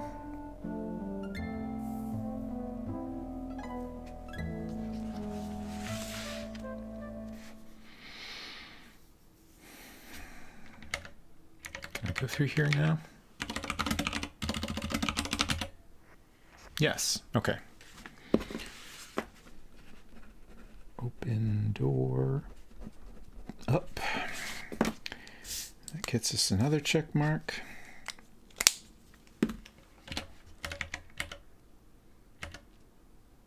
Let's just check if the kernel's in here. Yeah.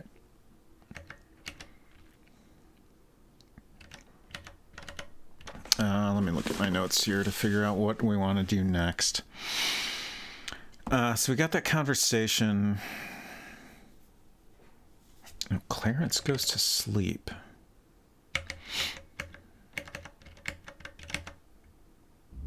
Okay. Did we use this? Yeah, we already used the secret passageway here, so that doesn't matter.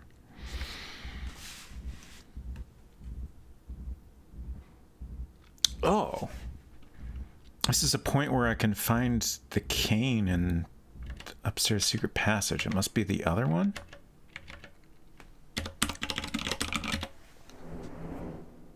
No.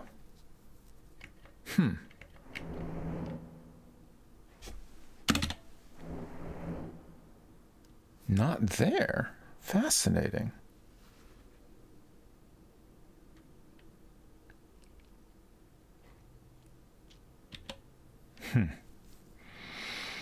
My notes say that I looked into Rudy's room like we just did. and time passed to 9:15 at that point. And then Clarence goes to sleep, and then I found the cane in the upstairs west secret passage. So over here. But it's not there right now. And we can also spy on the Colonel walking. Let's see if I can do that right now. Okay. There must be some element of randomness to the cane, or maybe I have to do something else before it shows up. Go to left passage. Look holes up.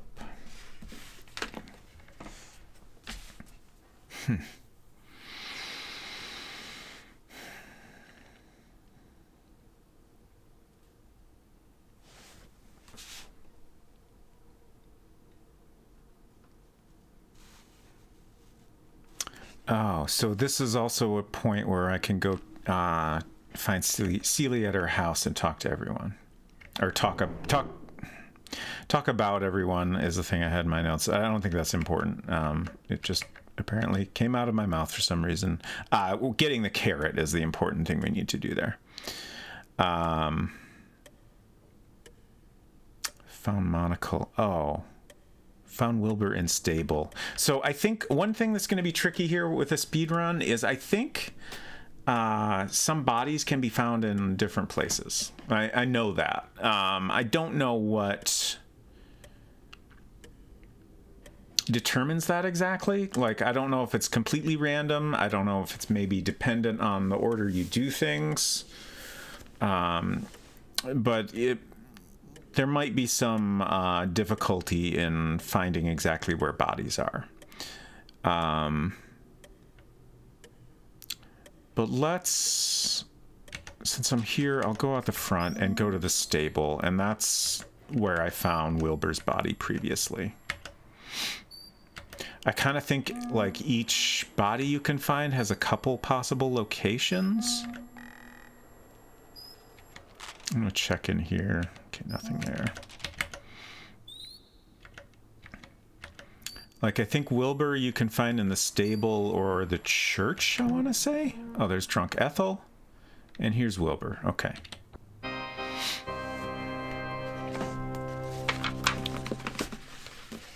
So, go to stable.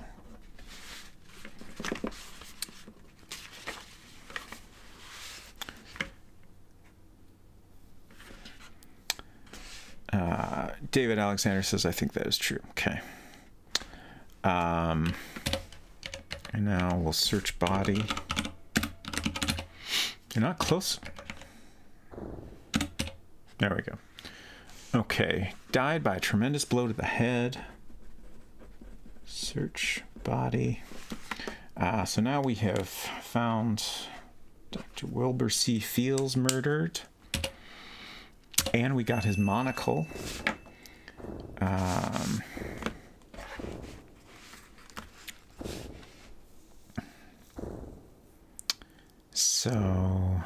Right, now we can examine some things.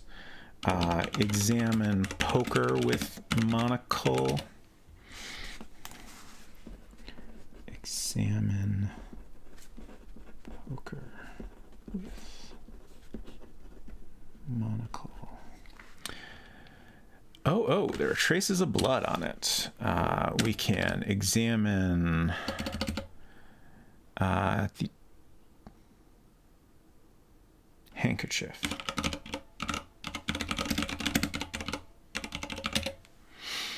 And we see the Ethel Prune, is that her full name? Examine handkerchief.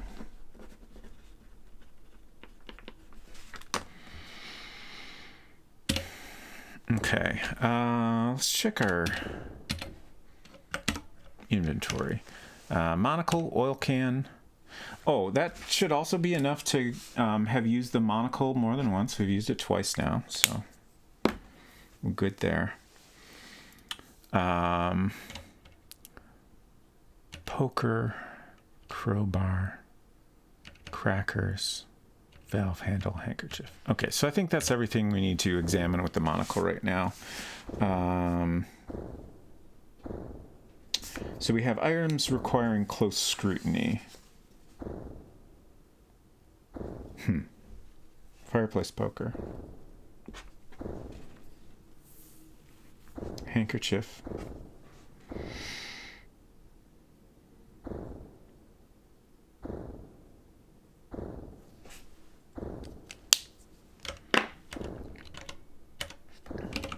Gonna pet Blaze while we're here.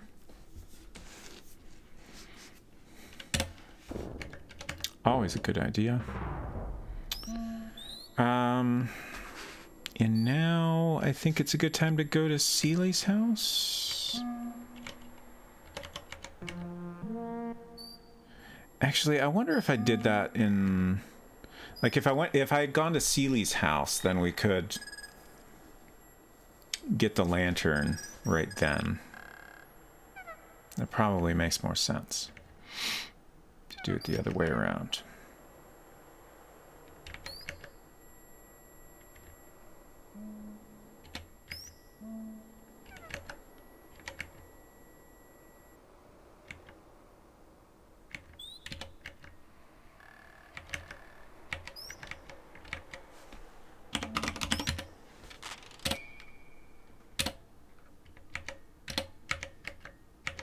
Don't know that talking to her at all is important.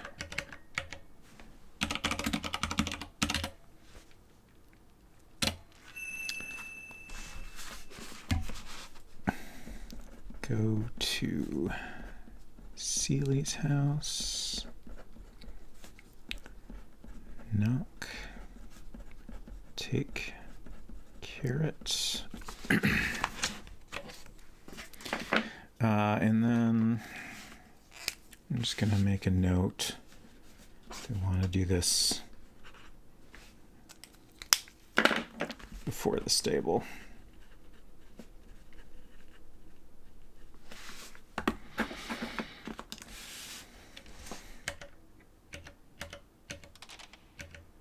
So now we'll go back to the stable and get the lantern.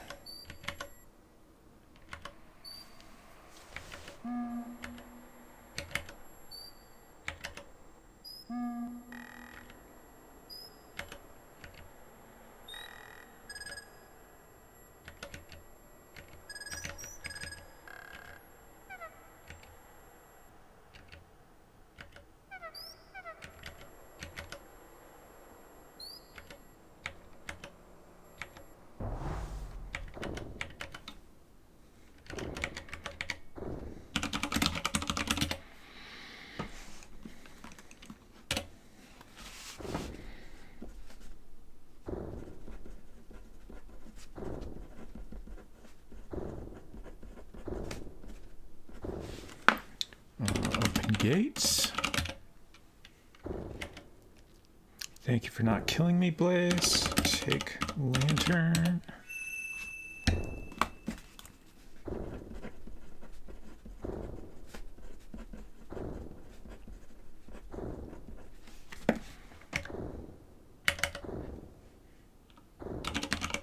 Well, I think, yeah. So it's not worth typing close gate because she will do it automatically. Okay. So that cane is bothering me because I feel like we could probably go back and find it now. I guess there's a question of how long does that stay there? Will it stay there until I find it, or is it possible to miss it?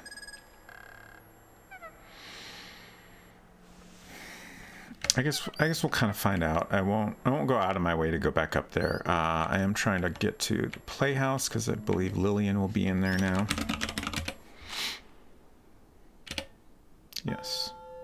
9:45. Okay, interesting. Time is passing a bit differently than my last playthrough. Go in playhouse. Do we need to do anything here?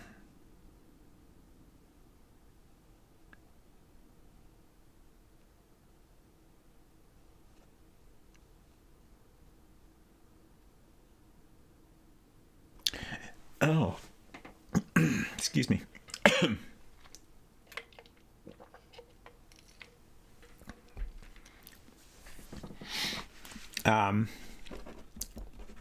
So in my last playthrough, I saw Glory in the billiard room, and that made time pass to 9:45. In this playthrough, that's what made time pass to 9:15. So it almost seems like you can do that anytime in this act, and that'll make 15 minutes pass, which is fascinating. Another thing we still haven't done, I think, is give the parrot a cracker. So maybe I'll go do that now. I feel like the order I'm doing things in this act is extremely not optimal, but it's kind of tricky.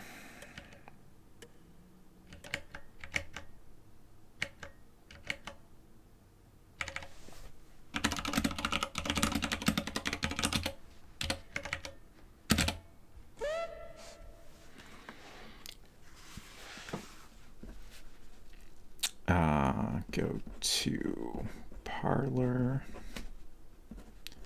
give cracker to Polly. And now we have used crackers twice.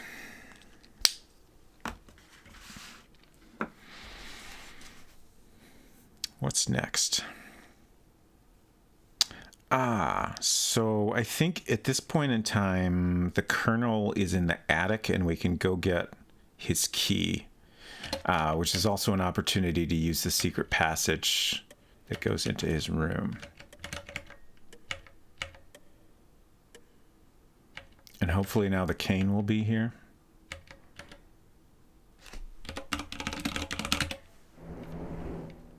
No?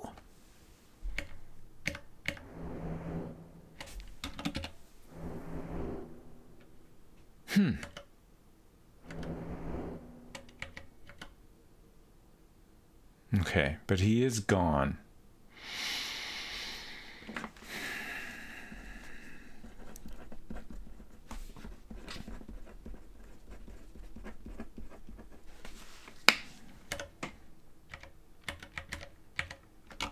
Take key.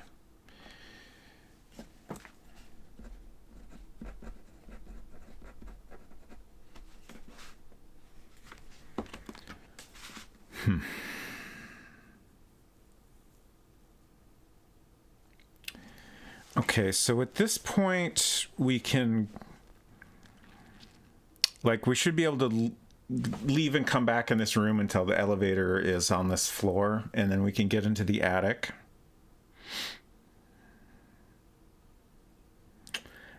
Which gives us an opportunity to examine the items in the chest up there, including finding the eagle insignia on the bottom of the boot, which I believe is an important step. But I still need to get that cane. I don't know what is up with that. Let's try this again.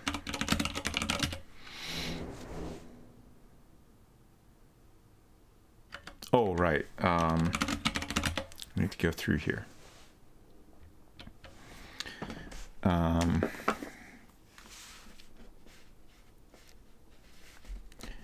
going to amend my notes here. Go to Colonel's room via passage.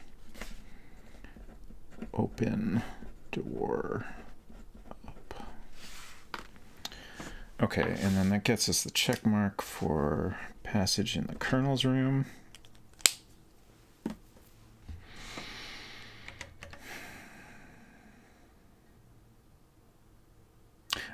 I guess all I can do is just keep going and hope that Kane shows up eventually.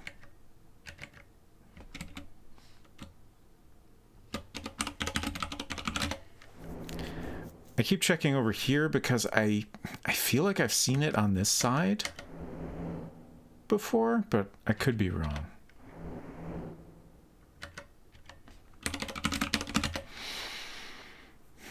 Ah, okay, the elevator is here now.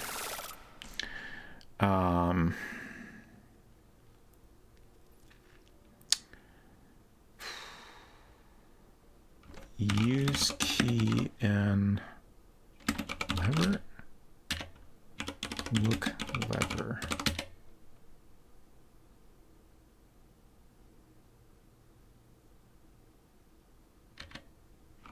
Use key in handle. I can never remember the correct wording here. Use key in. What is it?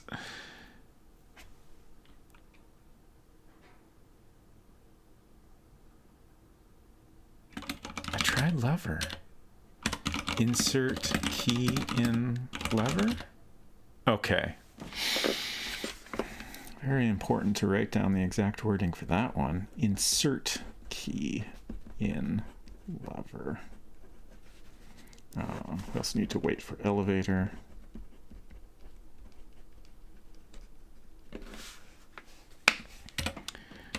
Push lever up. Okay.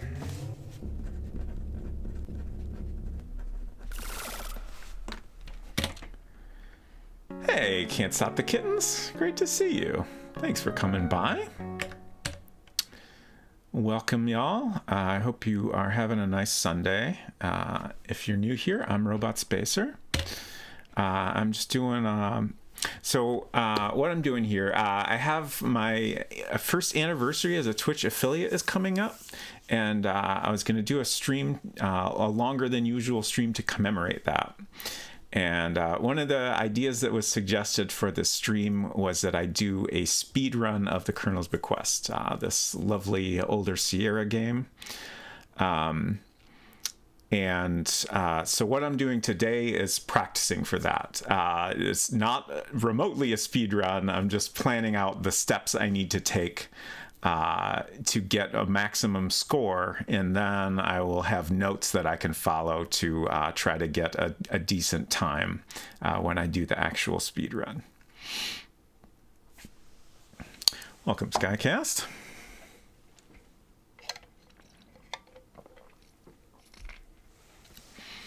Okay, so we've finally gotten in the attic. Oh, and this is 9:45, our first visit to the attic, which is the same time I got previously. I'm really curious if it's possible to do better than that.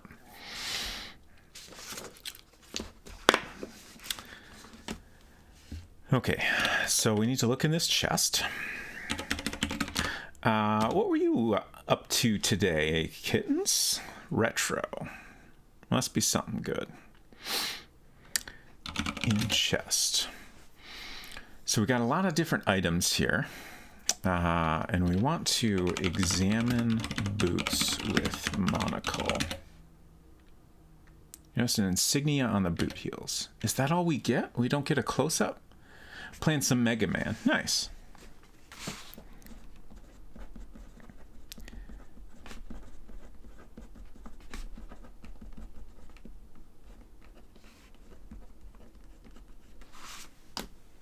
I was always very bad at Mega Man, but that didn't really stop me from enjoying it.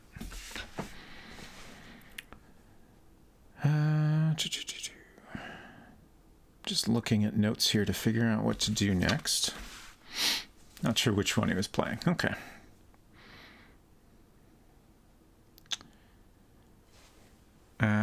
So I think... Oh, if we go in Fifi's room, it'll pass the time.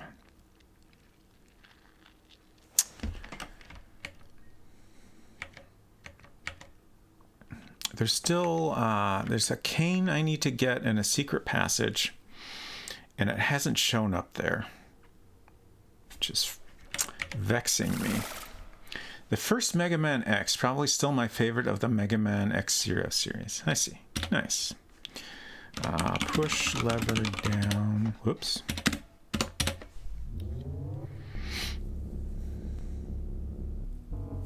most of my Mega Man experience was with the first game, and I've probably played some others a little bit.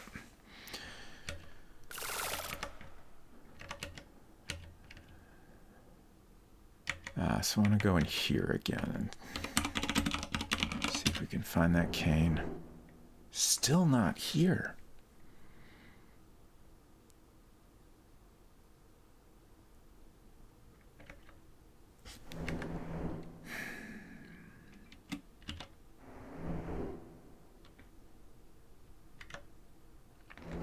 I really don't know if I missed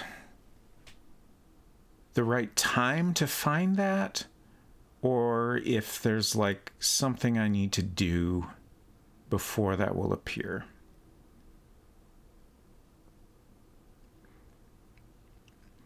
But we should be able to go in Fifi's room now and make the time pass, so I guess we'll do that. Hopefully we'll have an opportunity to get it later.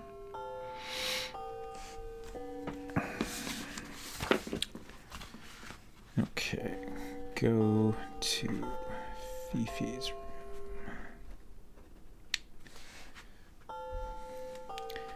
And I guess I haven't done anything yet. Oh, that's what I wanted to write down. We're in Act 4 now, and it is 10 p.m.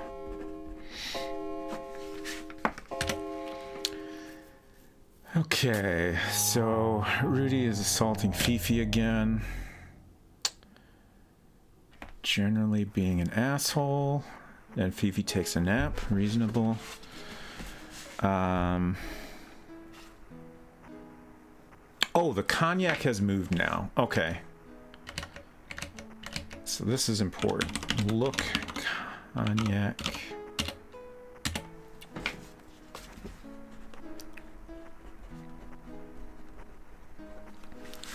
And then examine cognac with monocle. Oh. Examine decanter with monocle. Okay, there we go.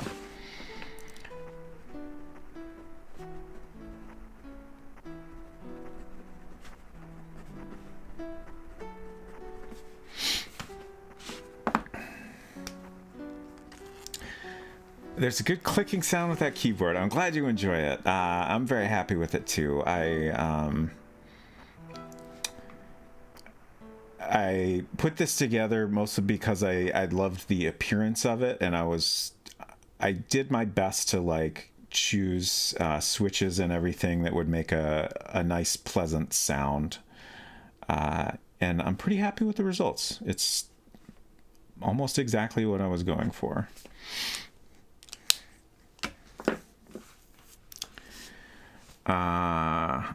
Okay, broken records. That comes up when Gloria gets killed.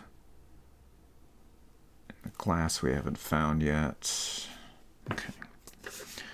I'm just looking over things on my list here. Okay, so we found this fingerprint. Oh, and the music got a lot more exciting. So I think we're done in this room right now.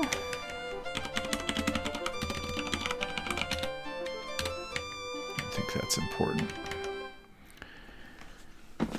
So what else can we do right now? I guess I'm basically gonna, every time there's a passage of time, I'm gonna check to see if that cane has showed up.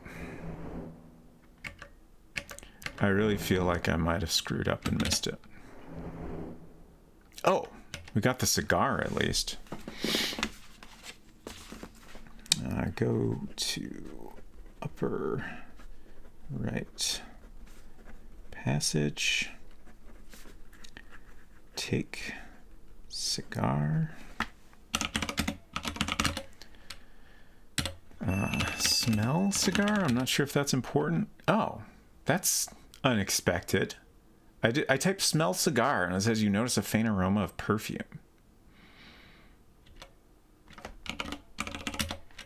Okay. I don't know if it's important to notice that in like multiple areas or not.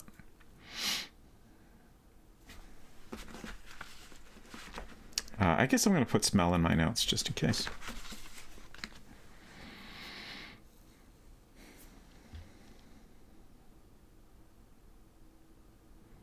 And at this point, we should be able to go downstairs and find evidence of Gloria being murdered.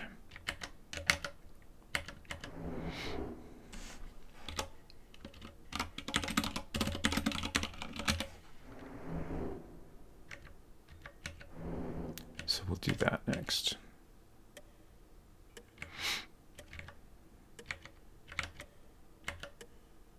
Oh, that is a wonderful King Graham emote. Oh, that's one of the Flaming Bees emotes. Nice. I have not seen that one before. It's just a little guy.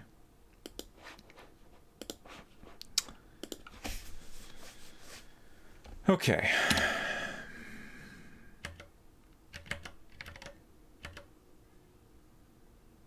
Yeah, I am also very happy that follow emotes are available to subscribers anywhere. So if anyone is not familiar with that change, Twitch recently changed it. So like there's follower emotes that you get just for following a person. And like before, you can still use those emotes in that person's channel. Before, that was the only place anyone could use those emotes. Oh, no. Shoot. Now, if you're a subscriber to that channel, you can use those follower emotes anywhere, which I think is a great improvement. So, shoot. I need to take record. Whew. Look, mud. Examine mud with monocle. Okay. Look, feathers. Okay. Go to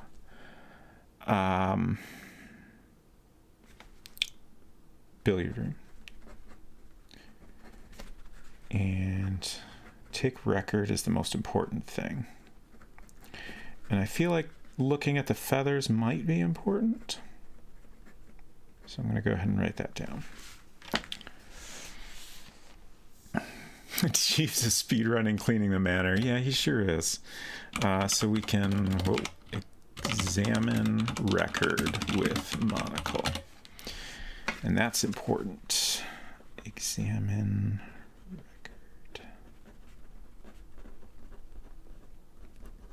Because that is an item requiring close scrutiny.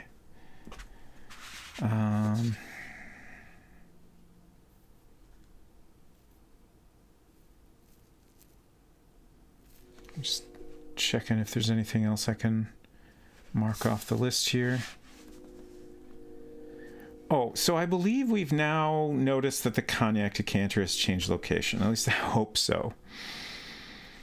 So I'm going to cross that off.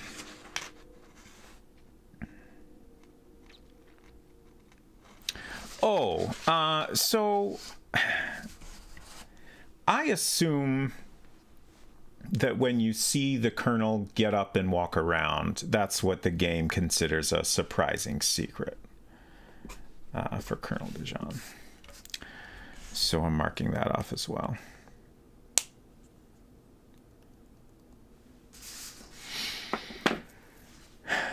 I seem to have taken an unplanned nap. Well, that's wonderful for you. I'm glad to hear it. The routing's going pretty good. I think I might have missed getting the cane from the secret passage. I had in my notes the point in the game where I got it. And in this playthrough, I went in there at that time, and it wasn't there. And I keep going back there to see if it shows up again, or shows up for the first time for this playthrough at any point. And so far, it hasn't shown up. So I'm worried I maybe missed it. Like maybe I did something that did or didn't do something correctly. Maybe maybe when I picked it up in my last playthrough was actually like, you know, one of the later times you can get it. I don't know. But other than that, it's going pretty well, I think. A lot of it all depends on whether I get a decent score at the end of this. Like, I'm hoping this will give me a good starting point, and then I can make some tweaks and have a pretty good, like, walkthrough for myself, basically. I'm also curious. Oh, speaking of the passage of time, I should take my evening medication. I guess I should make dinner.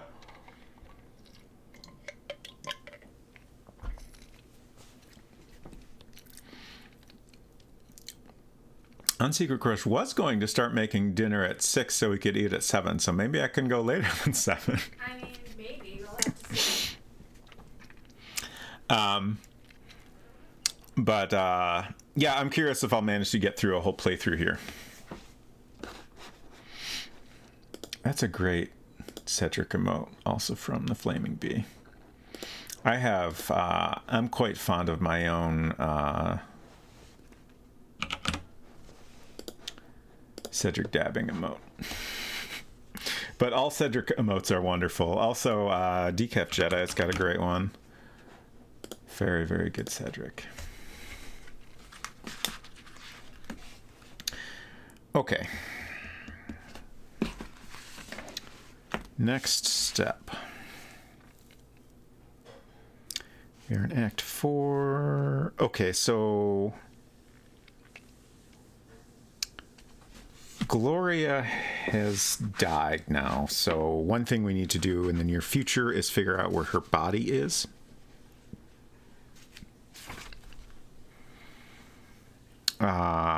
And we also need to observe Rudy and Clarence fighting out in front of the house.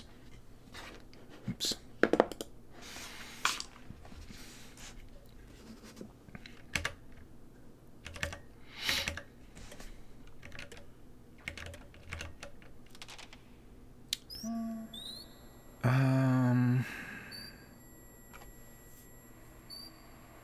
Okay. Yeah, we'll go.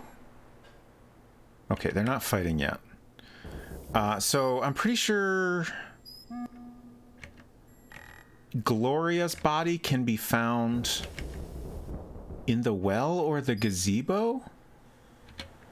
I've only ever found her body in the gazebo. Let's try the well just for kicks. Turn crank.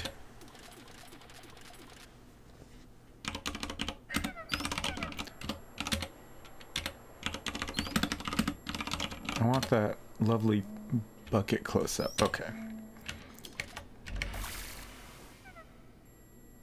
So there she is at the gazebo. Go to gazebo.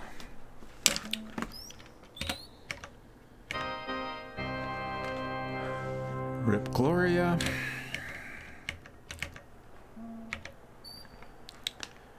Search Gloria.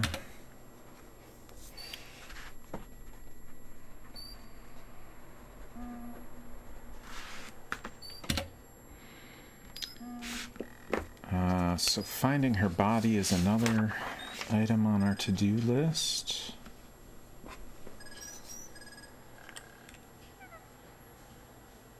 Oh, we took the monocle from the doctor's body.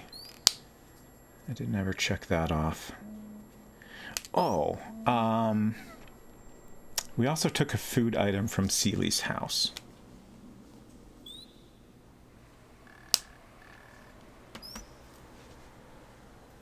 I don't think we need to do anything else here.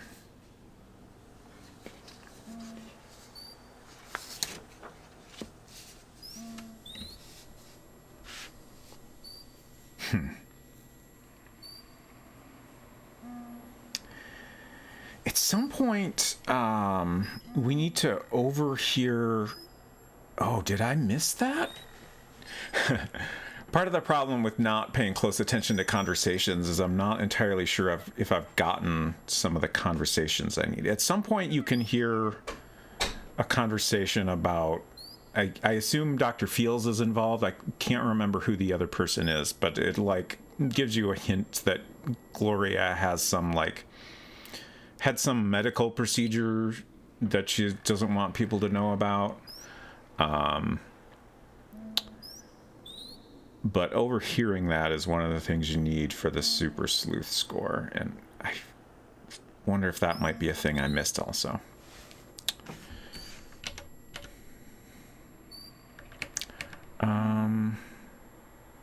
I still don't have matches. I don't think there's any point in doing anything with the fountain until I have the matches. So we might be able to see the fight out front now. Yeah, okay.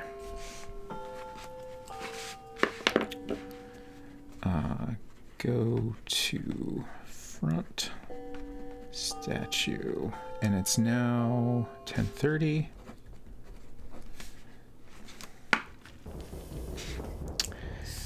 So we have now seen Clarence and Rudy struggling physically.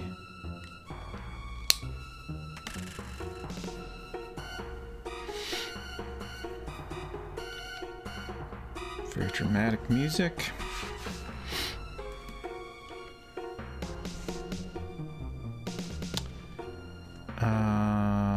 Okay.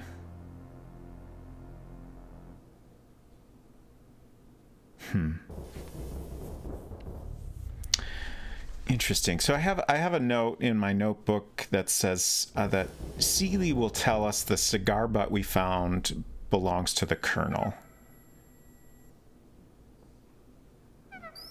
Which is interesting, but I think I'm going to skip that.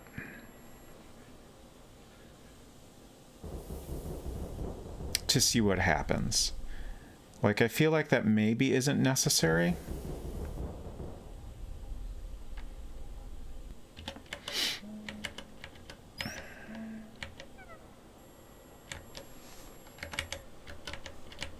There we go. I am going to once again try to find that cane.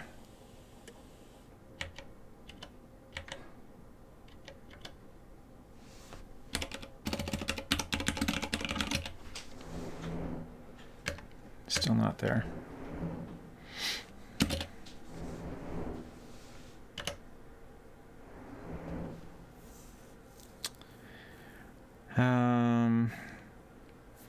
So let's go give Polly a cracker.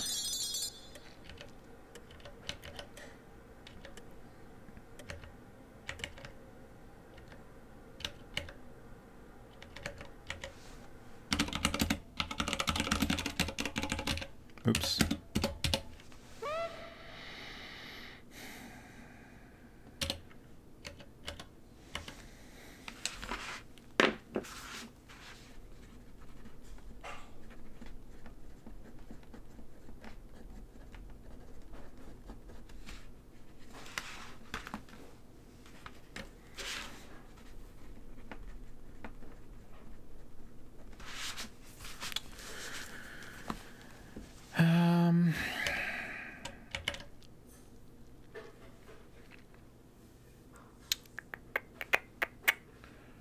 So it looks like if we go find Ethel in the garden out back, that will pass time to 10:45. And then I don't have anything else in my notes.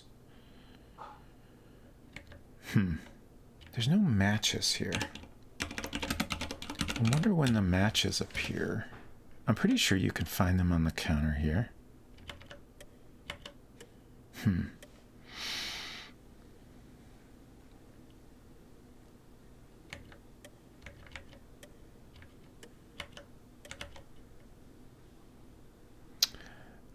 Let's see. There's also passages. Okay, this is a good time to pull clock.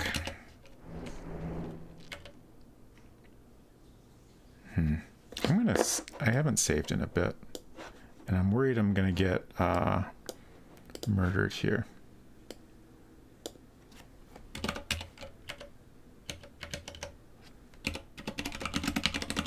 Okay, we're good. Okay. So now we use the passage to the billiard room.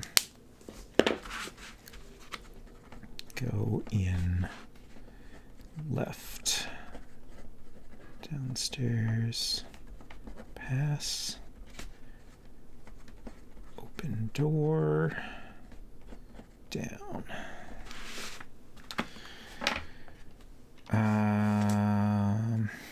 Can we actually use the parlor one right now as well?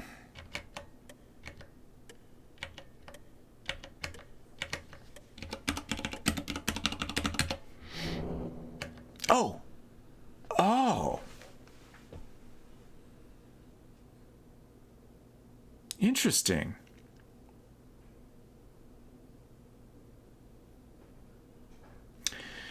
Okay, so like I said, my previous playthrough, I found this upstairs on the left side of the house.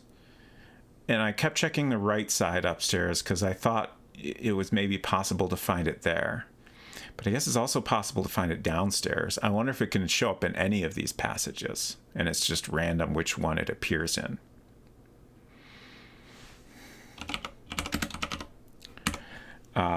But that's good to know. Like, I kind of wonder if we could have found it here at any point when I started looking for it earlier. Because I never thought to check downstairs, and I don't think I've been in this passage in a little while. Go in right, downstairs, pass, take cane. Probably just as long as it's a valid spawn location. Yeah, that's what I'm thinking. Okay, so we got the cane. Do we need to do anything with the cane?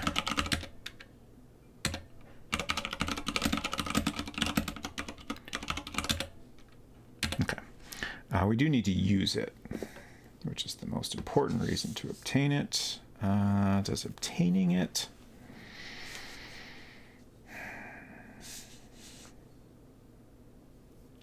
So one of the items, and for anyone that's not familiar with this game, basically you can complete the game figuring out very little, and at the end of the game you get kind of a checklist of different things, and if you haven't found everything in that list, it'll say incomplete. And one of the categories there's a list for is people who use secret passages. And I think the people in that list are the Colonel and Lillian. My notes are incomplete, but I feel like Lillian must be the other person. And I think that's probably just based on smelling... Well, no, the Colonel finding his cigar is probably key to getting that check mark. With Lillian, it's probably smelling the perfume. That makes sense to me.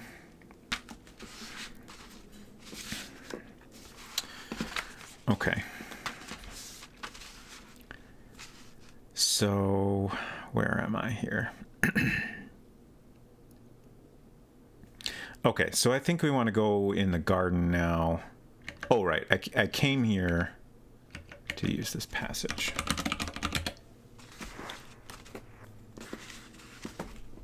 And now we'll go to the garden.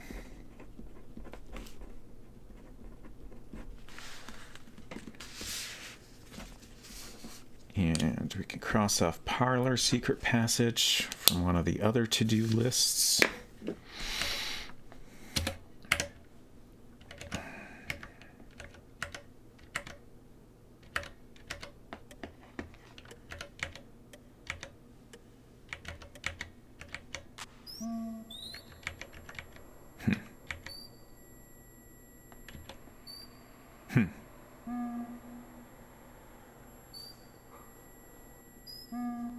My notes say 10:45, Ethel in Heart Garden. That's where we are. But Ethel is not here. So what exactly makes the time pass here? I guess we can go ahead and do this.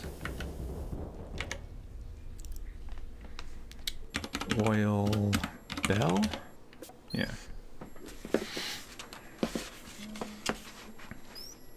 May have loosened it. Go to bell. Oil bell. Oh, interesting. So I guess we just gotta see her walking around out here, and that'll make the time pass. 9:45. And then pull ring with cane. That was close. And there's like a crank we need to take, I think? Yeah, okay. Pull ring with cane. Take crank. I thought I heard the drunk Ethel music for a sec. Yep.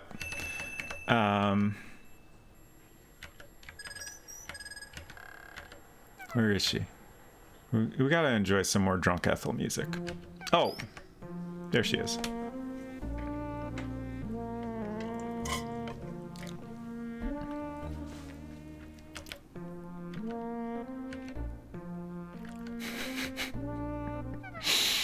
Best part of the game.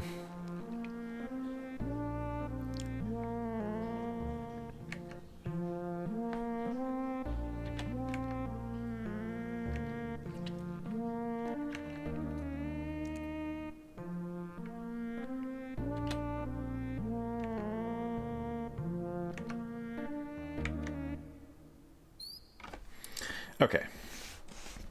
Wonderful diversion. Now what? I think we have now completed everything in my previous notes up until this point. And if I go in the study, that should get us to Act 5.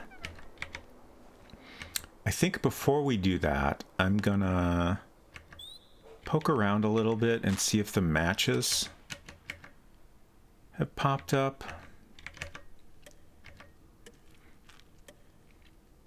Still nothing here. It's also possible we maybe get the matches like from Clarence's body or something. I really don't remember for sure. But I kind of think I remember hearing that you can find those in a couple different spots. So let's go ahead and go to the study.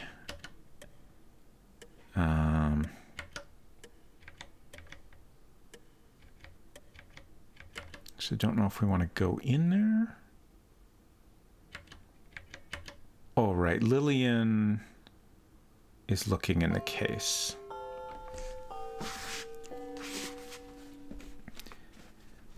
Go to study.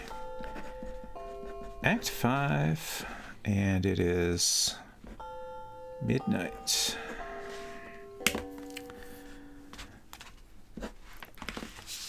So Lillian is here. Huh.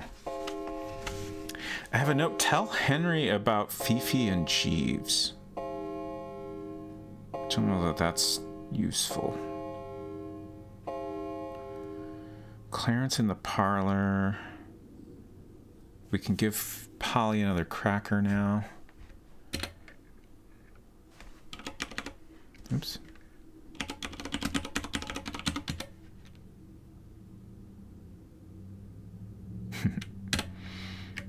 Okay.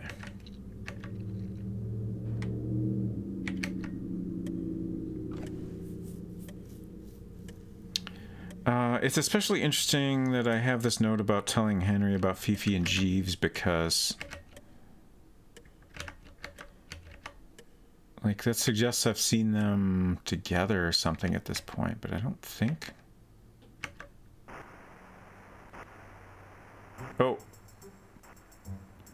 Excuse me, Fifi.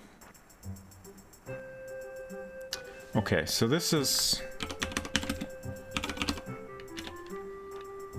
where we see Fifi getting ready. So it's important to observe in some way that she's putting on perfume.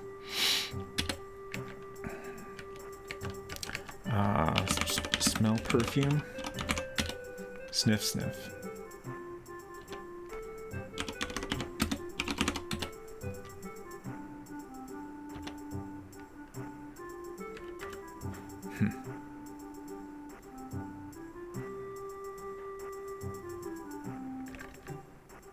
She's not actually... Oh, I guess this is just pauses between animations of her doing stuff.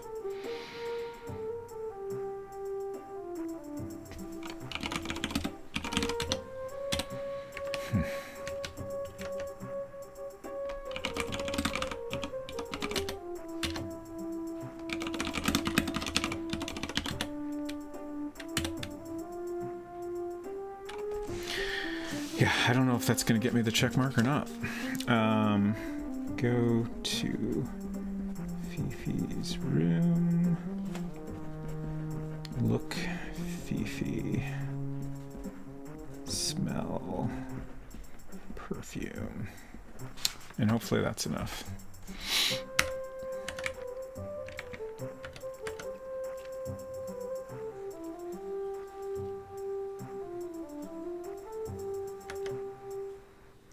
Okay. So we could go see Clarence in the parlor, because I don't see any reason not to do that.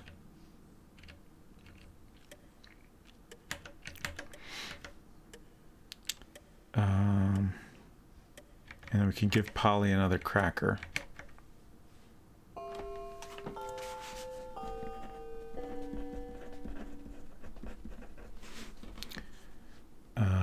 Oh. I wrote down that it's 12 previously, but that's wrong. It's 11 p.m. And now it's 11:15. Wait. Wait. Okay. Okay. I'm writing down time, all kinds of times wrong. I previously said 9:45, but that was 10:45. Okay. Whoops. That was not what I meant to do. Give cracker to Polly. Jeeves, kiss me again.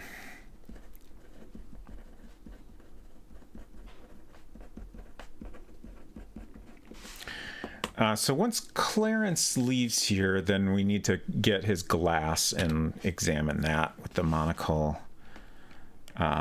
If only Laura had a wristwatch, indeed. But I think right now... We looked at him earlier when he was smoking, right? I'm pretty sure.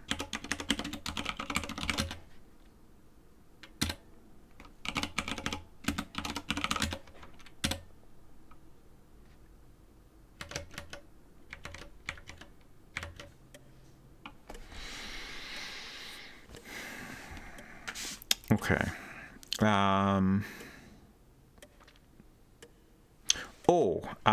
At this point, it sounds like I can find the rolling pin outside, so we'll do that.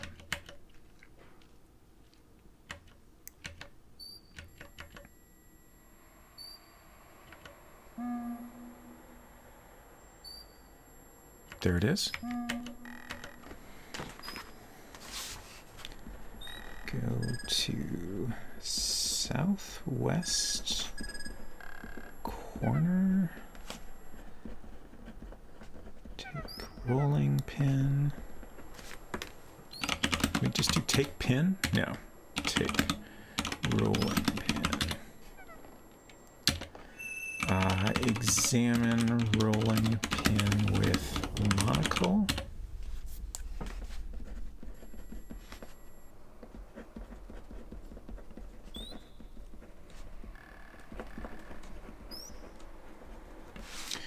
So that's one of the items requiring close scrutiny.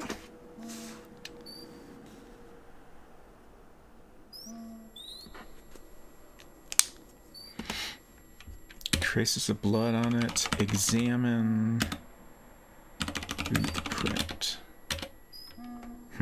Look at boot print. Look at mud. No? What? I swear this is important. Examine boot print with monocle.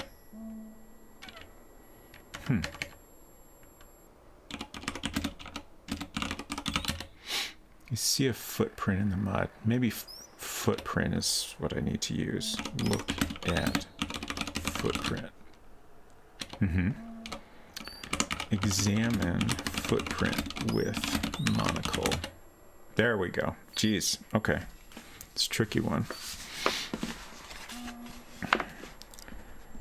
Examine footprint with monocle.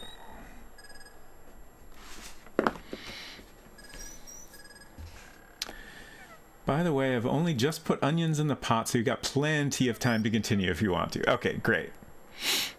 I'm still hoping I can manage to get us to an ending. Act 8 is the final act, and we're in 5 right now. So hopefully. So I think the footprint is one of the things we need to examine.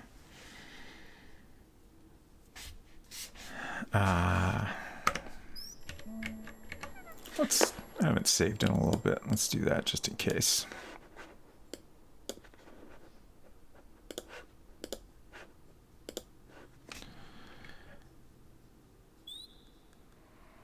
Oh, so Ethel has most likely died now, so we can find her probably in the carriage house. I'm not sure if there's other places where you can find her. I've only ever seen her here.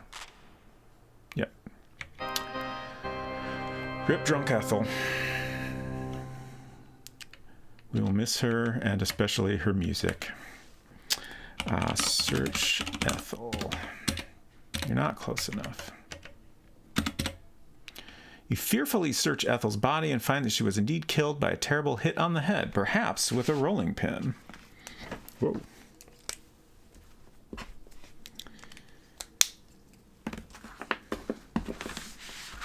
So go in carriage house.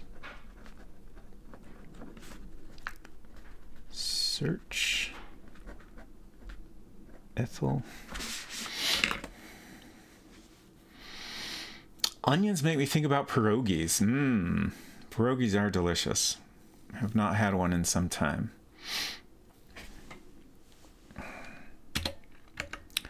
My watch just told me I should stand up, and I do actually need to use the bathroom, so I'm going to take a quick break. I'll be back in a minute or two.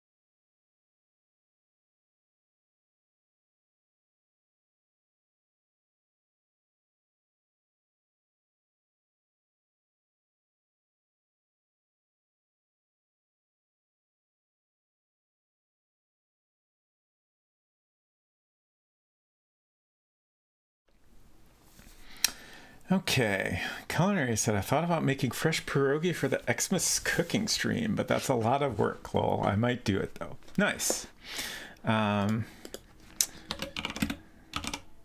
Since we're talking about it, give Culinary a shout out. Definitely worth a follow if you ask me. No, don't worry at all. Culinary said sorry for the self promo. Not a problem.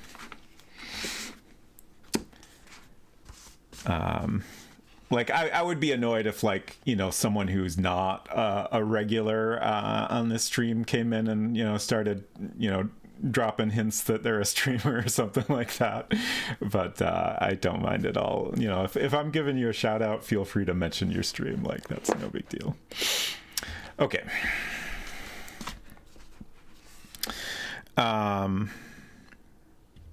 So we are in Act 5. Whoa, I ripped my notes. These notebooks have like these tear out pages for some reason. I kind of wish they didn't, because they start to tear on their own a little too easily. We're in Act 5. Clarence in the parlor we saw. We gave Polly a cracker, found the rolling pin, found Ethel dead. Okay, so Colonel and Lillian will be in his room, and I think that's a conversation we can overhear, and that's probably an important one. I've considered streaming, but I think I cheat too much to be entertaining. That's interesting. I would say I don't know that matters. I feel like you can play games any way you want and make it an entertaining stream. I feel like that's not a factor, but yeah, Silver just said, I think for me, I enjoy streamers that are having a good time, which I completely agree with. Like, yeah, like, you know, there's ways you can play a game, that, you know, might not necessarily be entertaining to watch, but like if you're having a good time, and, you know, especially if you're talking to folks in chat and stuff like that, I feel like you can make any type of approach enjoyable. Anyways, we got everything here. Let's go spy on the Colonel and Lillian in his room. Rudy eating pie in the dining room. I don't know if that's something important to watch.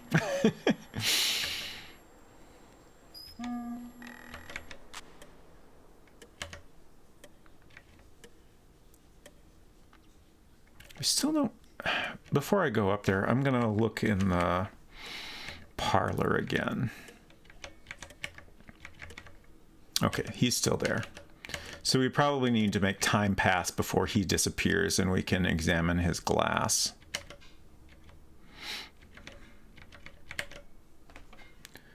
Pull closet.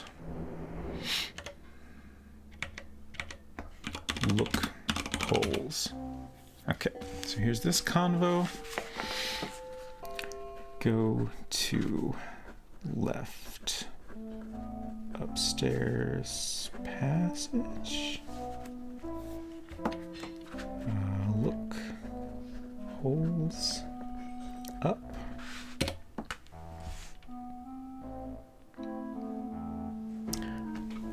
So this is a conversation where Lillian thinks she was always, at least in her mind, the uncle's favorite, so she should get more of his money.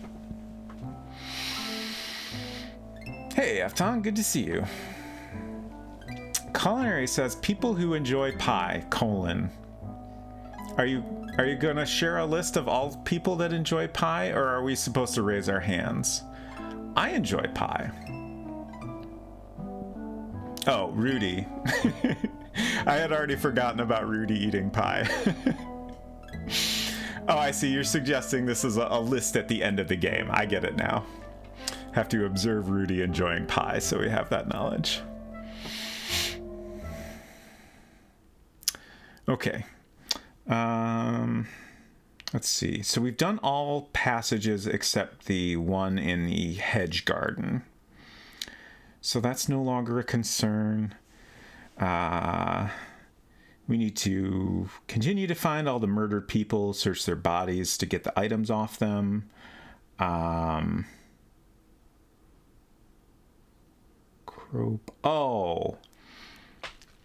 Crowbar is an item we need to use more than once. That's something we will use again when we go down into the secret areas in the basement. Oil can. What's the other thing we used? I actually did that already. The other thing is the bell. Whoops. F. Tom says I'm a pie guy. Great to hear. Pie is great. What's everyone's favorite type of pie? This is not something I ever would have thought I would say several years ago, but I kind of think, in recent years I've learned that I enjoy a pecan pie. I think I might have decided this year that it could be my favorite type of pie.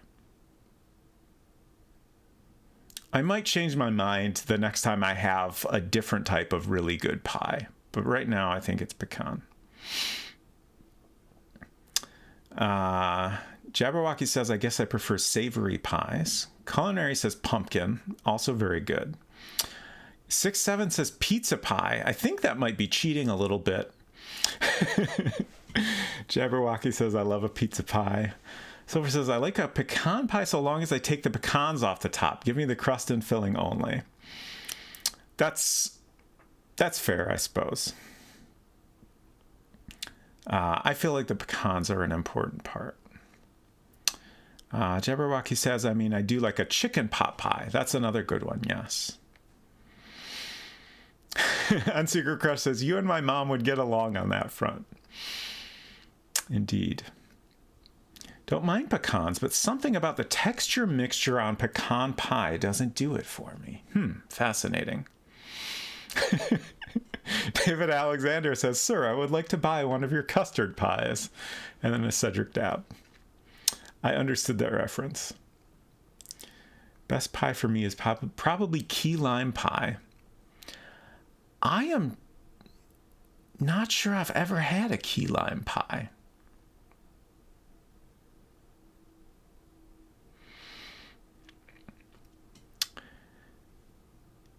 What is the filling of a pecan pie if not pecans? That's funny. I always assumed it was like pecans all the way down, right? But it's not. I'm sure someone will chime in to clarify. But if anyone can definitively answer that question, please do. Jabberwocky says, a meat pie just reminds me of the end scene of Shakespeare's Titus Andronicus. Doesn't sit well with me. Yeah, that is a little upsetting to think about, isn't it? I have not seen it in a long time, but I always enjoyed the movie. I believe it's just called Titus. I am drawing a blank on the director, but it's a really good adaptation of that with some wonderful actors. If the chicken pot pie does not have peas, is it okay? Yeah, sure. If it's got chicken, it's a chicken pot pie, right? I think Silver wants to have a key lime pie shipped to me. This is pie chat now. I might need to update my stream title. Let's see, Crush says, I think a chess pie might be of interest to pecan pie likers who don't like pecans as much. Interesting. 6-7 says, I suppose in terms of dessert pie, I'd go for peanut butter pie and graham cracker crust. That's definitely a good type of pie.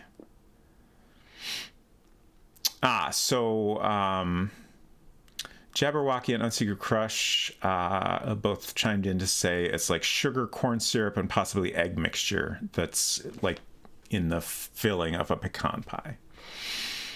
Silver says pecan pie filling is egg, sugar, butter, and the pecan flavor infused. Okay. Julie Taymor, thank you.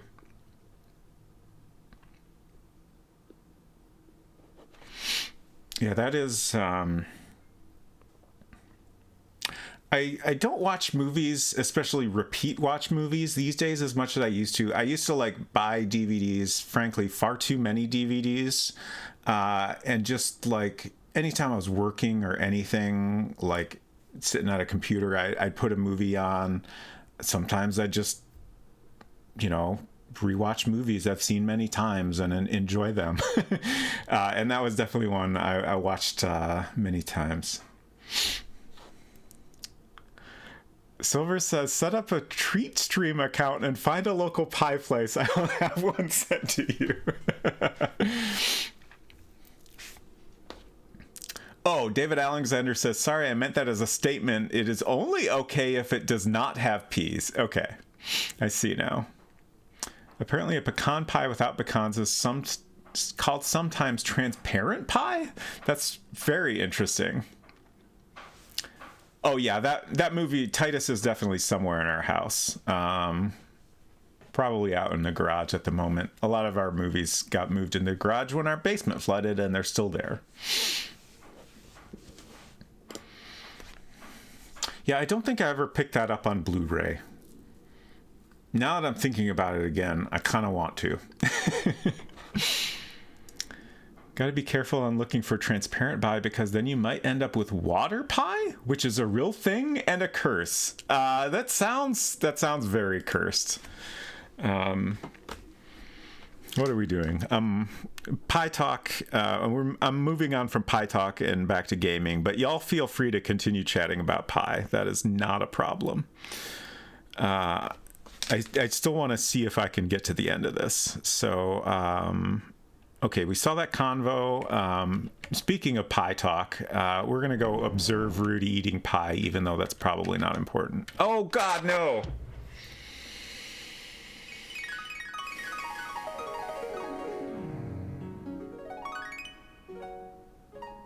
It's my first death. I did restart once, very early on, but that's the first time I actually died. Honestly, I'm surprised it took me that long to accidentally fall off the railing and or get smashed by the chandelier.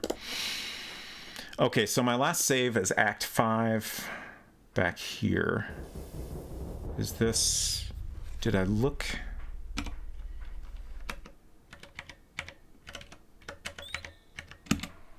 Okay, this is right after I examine the footprint. Okay, so let me go back in my notes here. Act 5. Oh, okay, this was not that long ago. Oh, we just need to go to the carriage house, find Ethel, and then we're pretty much back where we were. Death by pie talk, indeed.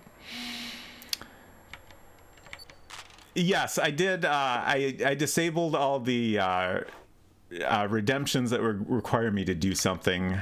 Oh, wait, what? Ethel's not here. Oh, no. Where else can you find Ethel? Does anyone know?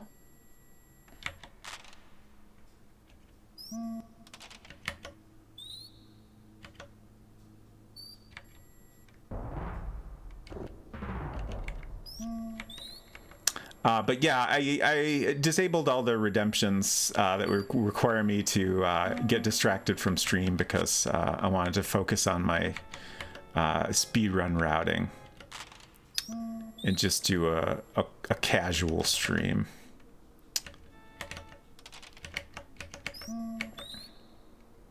One Short Eye, great to see you.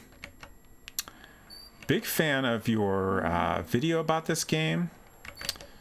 I saw that you have a couple of entries in the speedrun.com site for this game.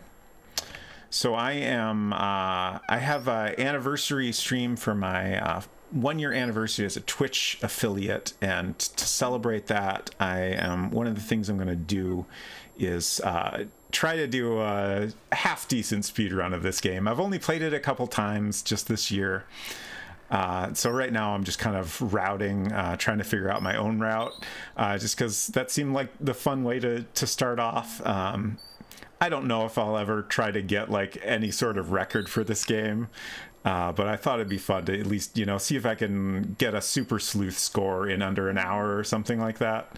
It seems achievable, so we'll see how I do. But thanks for stopping by. Rose Garden or the Carriage House? Okay, I will go to the Rose Garden then. Thank you for that, 6-7. Oh, and one short I said that too. I completely missed that. I just saw your username and I was like, oh, hey. Okay, so there's Ethel. Search Ethel. Oh, search Ether? That's not correct.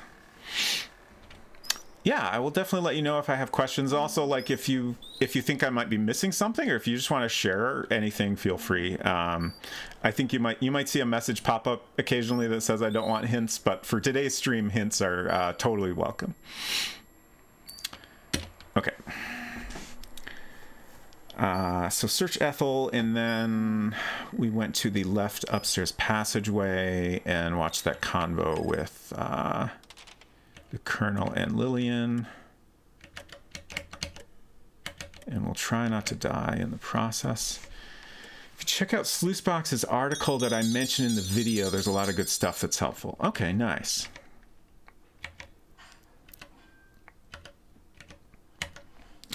Pull closet.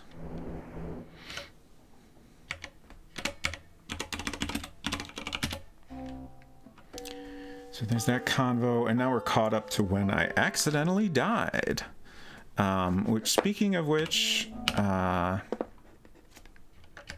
let's do another save here. Let's see, is that... Which F key is that? F5, that's what I was hitting. Why is this not working? Okay. I'll just replace that. It's fine. Do pierogi count as pie? Actually, I don't know what the definition of a pie is. I feel like no.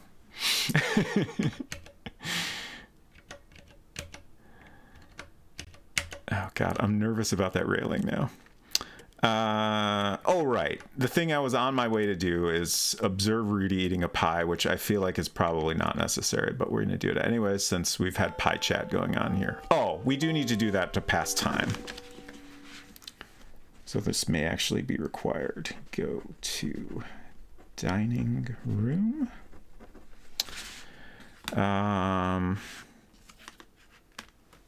Oh, and then I have a note from my last playthrough that at this point we can smell perfume in the passage to the south. I don't know that that's really relevant. But I guess we'll go ahead and notice that anyways. Okay. Go to lower right. Pass. And then I think we're on to Act 6 here. The Colonel's room via secret passage. Oh, so we go back there again. Interesting. Oh, I should put a note that's going in the dining room. Got us to 11:45. Pierogies are dumplings, yeah.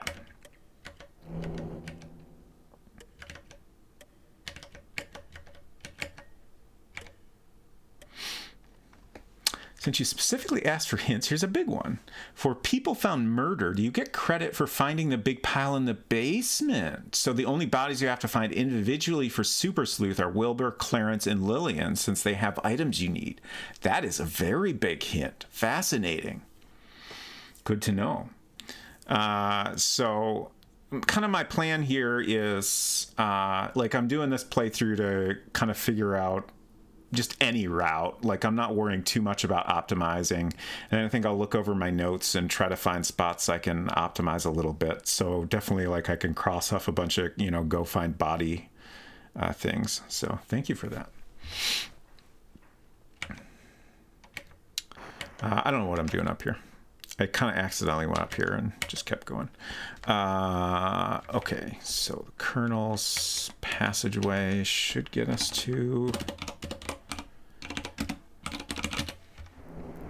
the next act. Yes. Go to upper left. Pass. Now we're in Act 6, and now it is actually midnight.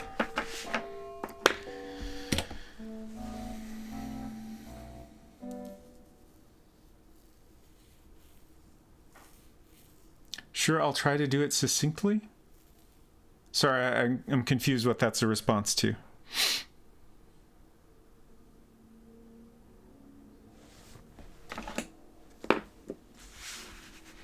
Oh, 6-7 asks, could you explain the bit about smelling the perfume in the passage? Okay, got it. Yeah, that was a big topic of One Short Eye's video.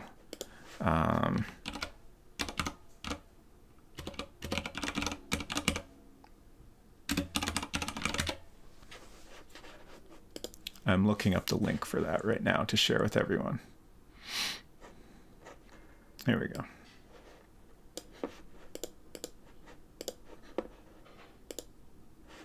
So yeah, if you want more info about that and just like in general neat details about this game that you might not come across on your own, it's a really fun video. I enjoyed it a lot.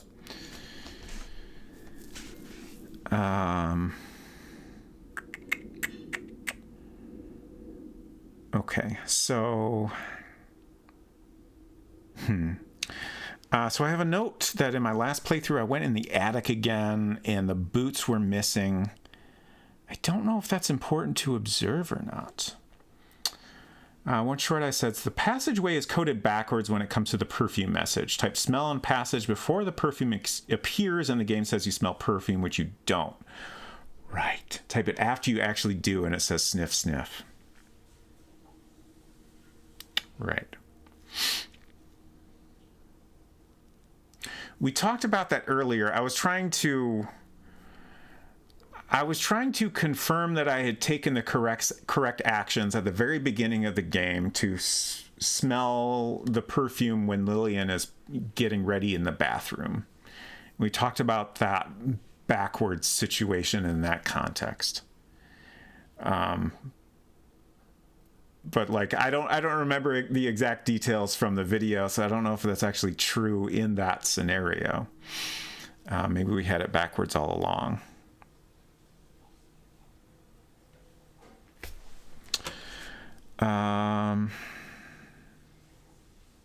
When the attic unlocked the door, I think I'm going to skip that. Oh, and at this point we can find Fifi and Jeeves dead in her room. But based on what we just learned, that's not necessary. So I think I'll skip that. I've already looked at the cognac decanter, including with the monocle. If we go find Lillian in her room, we can pass time. So I think I'll skip to that. To smell the perfume on Lillian is kind of convoluted, and the result of several weird scripting things that are probably bugs. Yeah, that's kind of what I figured based on what happened when I tried to do that. To smell the perfume in the passage, enter a secret passage after Lillian has left the Colonel's room. You'll automatically get the you smell perfume message. Okay.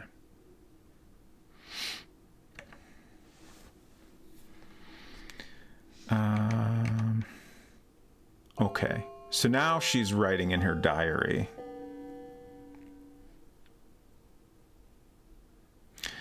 Yeah, Unsecret Crush, that's what we're talking about. Like, I tried to do that, and I did everything I could, but the game never mentioned perfume, no matter what I tried to do. It was very odd.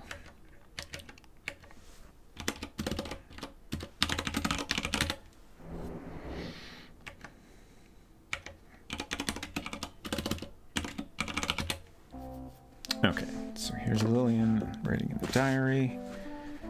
Go in upper right. Pass. Look.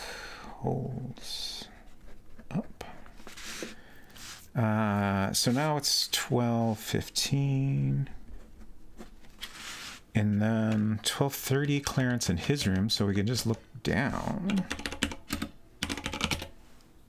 I think. Yeah, okay, great. Look holes down. 12:30. So he's writing it at his desk, and he's gonna get murdered pretty soon.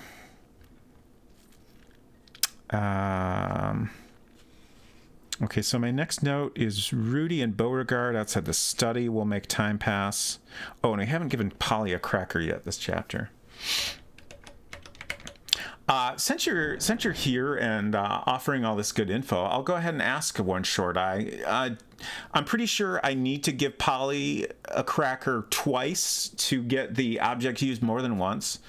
Is it necessary to do that more than twice? Let me also read your messages here. To get the notebook entry, you have to smell Lillian's perfume and smell the perfume in the secret passageway. Okay. But you'll never get a message for the first part. To smell Lillian's perfume, you have to do one of the following, copy and pasting from the article. Stay in the bathroom while Lillian completely leaves the room. Enter your room from Ethel's room while Lillian is in your room. Enter your room. And you said one of the following. Okay. Enter the bathroom after Lillian has left if you haven't been in your room with Lillian Ethel and you haven't read the note on the front door in Act 8. Wow. Okay. That's complicated.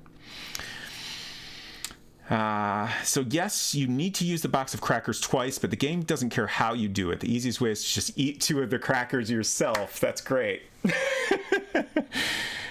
Those 3 things are ores, by the way. You only have to do 1. Okay, yeah. Got it. So I feel like I've probably managed to do that somehow. Yeah, a lot of the specific details in the video like just left my mind very quickly, so like I have not been able to remember them. But I do now remember that coming up in the video.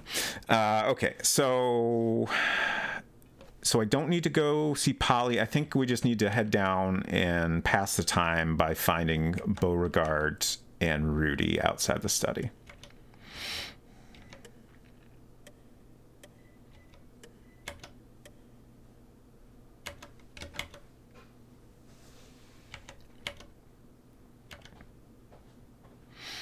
You can also feed Polly 2 crackers in a row if you really want to hear the squawk.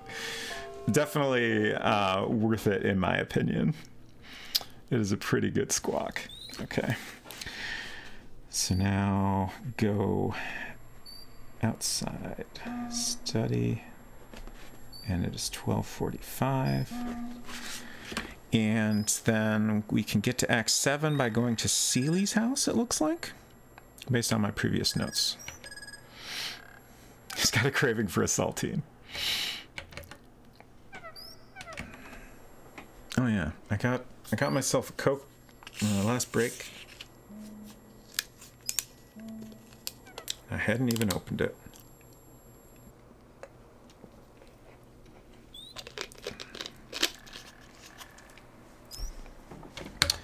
Okay.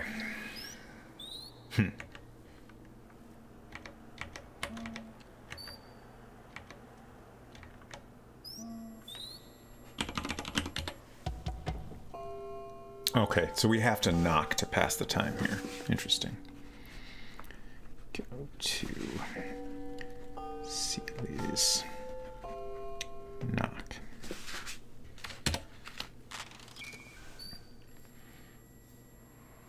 Okay.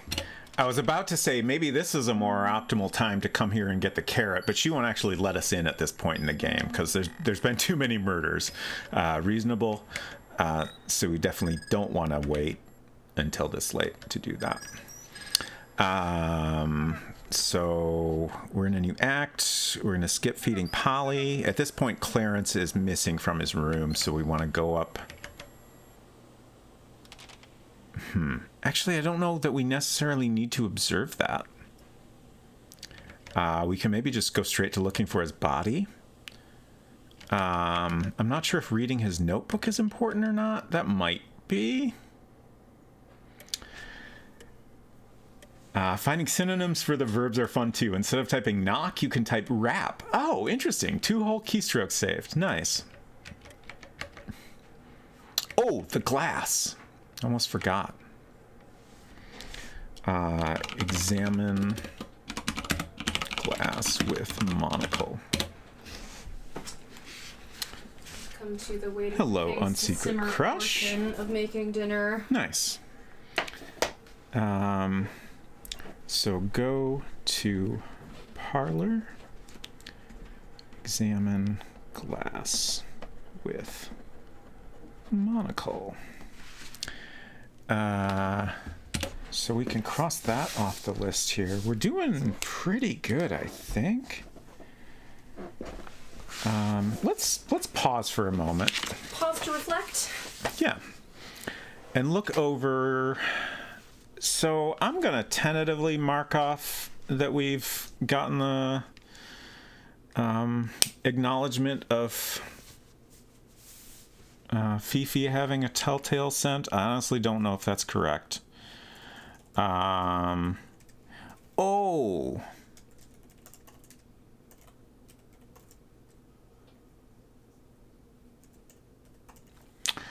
So people romantically involved. Fifi and Jeeves. I skipped going to find their bodies.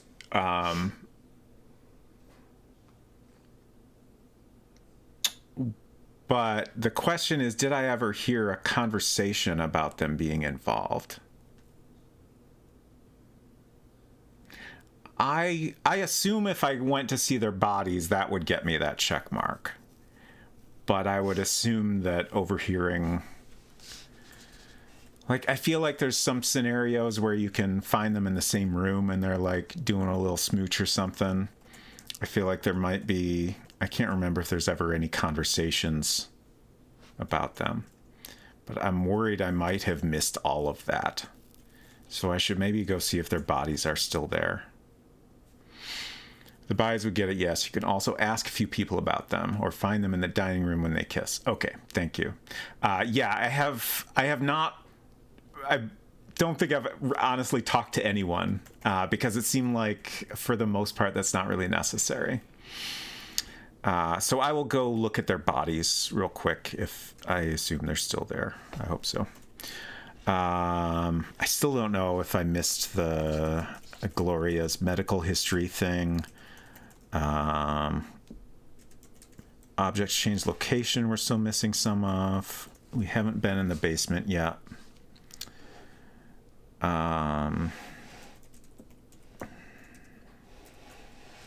Lots of things that won't come until the end of the game. Clarence and Lillian, we need to get useful items from their bodies. When we find the pile of bodies, we'll get some of these. Well, actually, I guess we're going to get these before we find the pile of bodies. We need to do the hedge garden. We need to take the diary out of Lillian's suitcase still. We need to find the jewels. Okay, we're getting there. And I still, I've been skipping over a lot of dialogue, so I'm not sure if we ever heard about... I think Rudy is one of the people that has a gambling habit. Which act you're in? They're dead in Act 6. Yeah, that's the act I'm in now. So I knew they were dead at this point. I had just skipped it thinking that it wasn't necessary. But we want to go see that to confirm we knew they were involved. Just to be safe. Oh no! The only conversation you're absolutely required to have is ask someone about Rudy's gambling habits. Oh no! Okay. So many things you can cross off your checklist now. For optimization. Well, I haven't been talking to anyone. That's a thing I might have screwed up and missed. I see. So I'm going to write a note that I need to talk to someone about Rudy's gambling. I'm just gonna kind of box that off. I need to figure out, probably, like, maybe I can still manage that somehow. Efton asks, is this your first speed run? This is not really a speed run. This is more of a planning run. But if you're wondering if this will be the first speed run I've attempted, like, this is definitely going to be the first time I've, like, put any real effort into playing a game quickly. So yes, in that sense. I will do the actual speed run. I'm going to have a Twitch affiliate anniversary stream sometime the first week of January. I haven't definitively figured out the exact date. It'll probably be the Friday that week, but I will announce that at a later time. I'm missing lots of chat here, and there's so much good chat today.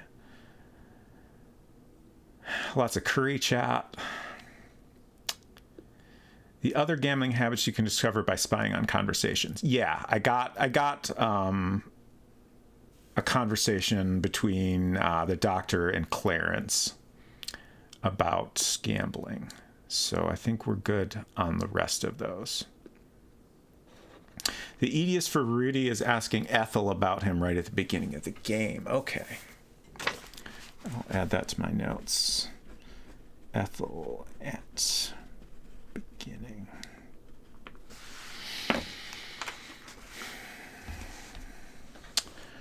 Okay, so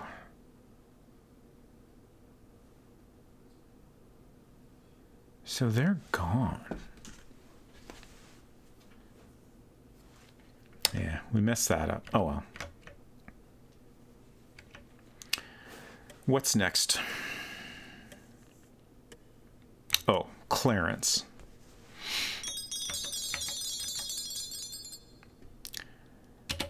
Again, I don't know if we need to read his diary. Let's go ahead and take a quick look at it. Oh. What? Oh, the game thinks I'm talking about journal. The game thinks I'm talking about Lillian's diary, I think. What is the right notebook? Okay. Oh, and that makes the time pass. Okay.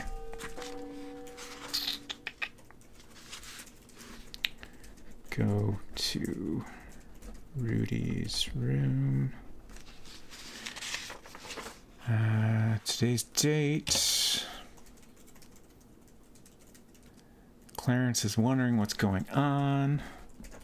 Read notebook. What time is it now?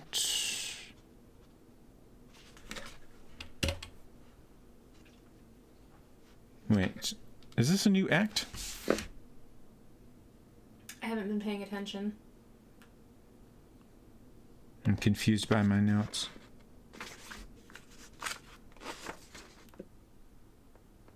I think we're in Act 7 now, but I didn't write that down. I think I got distracted and forgot to write down when we got to Act 7. What? Oh, right. Going to Seeley's house. Go to Seeley's, knock, and that got us to Act 7. Okay. Yeah, I got completely distracted. So that got us to 1 a.m. and now it's 1:15.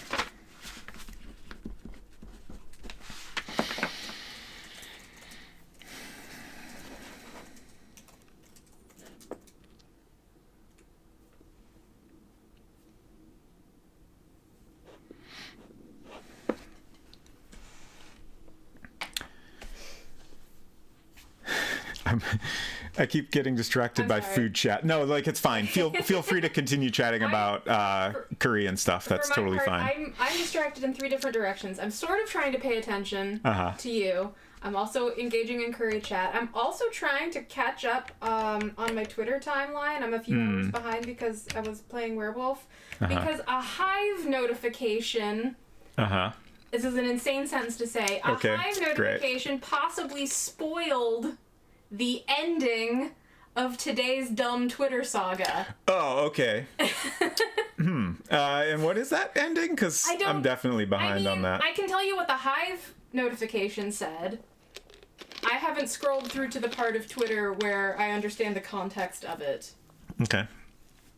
So yes, you want me to tell you? Yeah, go for it. Let's. Yeah. Elon is stepping down, so we're stepping up. Really? See what I mean about spoilers? Spoilers for my Twitter timeline. All right.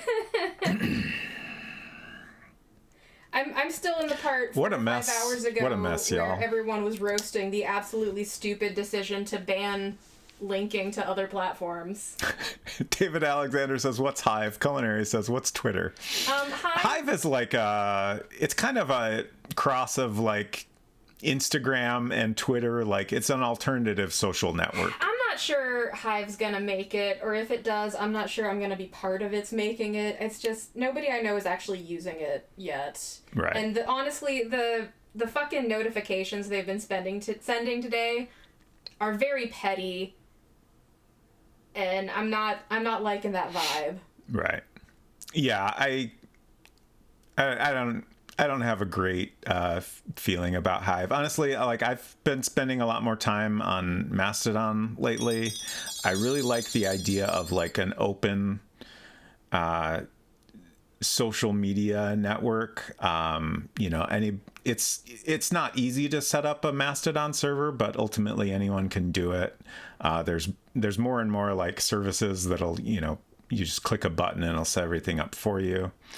Like it's built on a lot of different standards that like, other services could kind of hook into it. And I think just seems a lot more useful as far as social media goes. Anyways, moving on back to gaming. So trying to find where I was in my notes. Clarence is in the bathroom. Okay, so that's where we can find his body, and I hope I'm remembering right that he has the matches on him. Search body. Pack of matches. Great. Okay. Go to bathroom. Search body. So now we have the matches. So now we have everything, I think, that we need to go through the downstairs secret passageway without dying. Unsecret Crush is back to Currytown. Clarence can also show up in the doctor's bedroom, the one off of the Colonel's. Interesting. I have every time found him in the bathroom. Honestly, Ethel showing up in the garden, I think it's been the only time where I've seen a body in a different place than I had seen it previously. But again, I've only played this game a few times, so.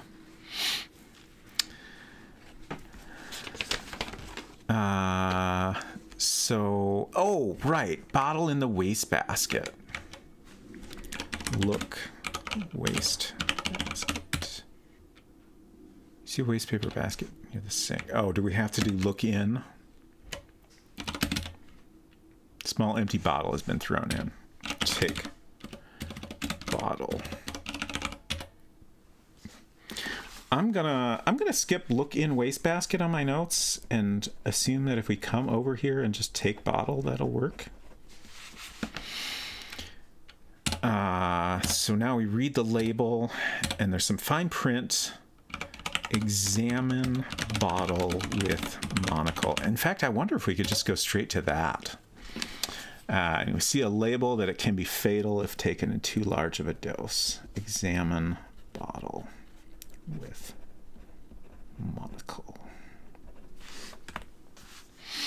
Lull the Sierra Inn. That distinction always frustrated me. Yeah, like there's some contexts where you can kind of see like, okay, yeah, I guess it makes a little bit of sense that I have to be specific, but certainly like a wastebasket, like you wouldn't think, I will look at this wastebasket and I will just admire the outside of it.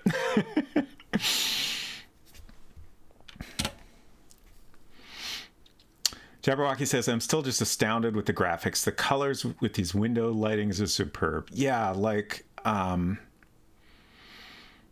this game just looks so cool. And, like, I love seeing the different things they were able to do with such a limited color palette.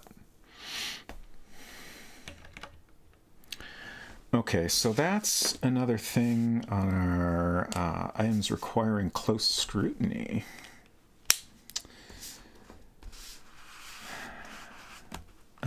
So now, at this point in my last playthrough is when I went below the fountain. And this seems like a good time to do that. We're getting close to the end of the game here. And then I'll be extremely sad because I have definitely missed a couple things. But that's okay. We've done lots of useful planning here and had fun and talked about pies. So that's what's important. It's weird that there's a lot of screens I have not gone to at all. I hope that's okay. You have to switch to CGA mode for a speedrun to get rid of all the dithering. Okay, here at the Hedge Garden for the very first time. So, go to Hedge Garden. And then I think insert crank, insert handle. That is not clear. What do they call this thing? Look statue.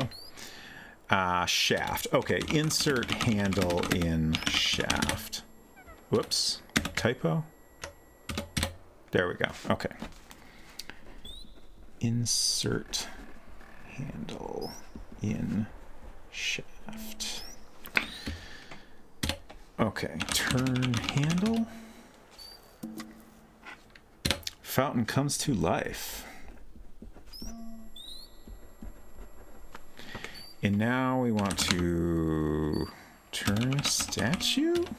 You're not close enough. I think we need to go around back. There we go.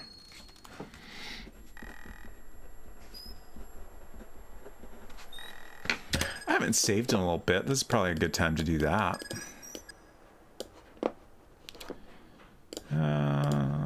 Let's see, we're in 7 now.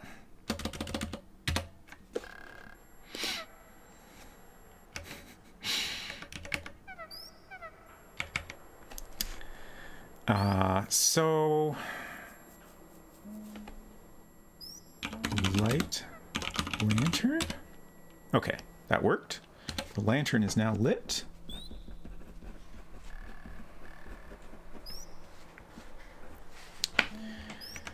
And we should be safe to go down here. Hello, rats and dinosaurs. Good to see you.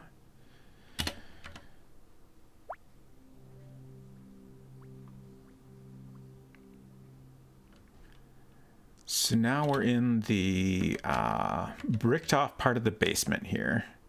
God, this bit is so well done. Like,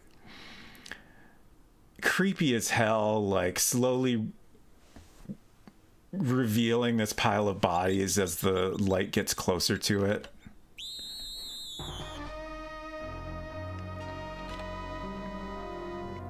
So that gets us all the rest of the bodies found, except for Lillian. Oh, and we did take the matches from Clarence, so we got that check mark.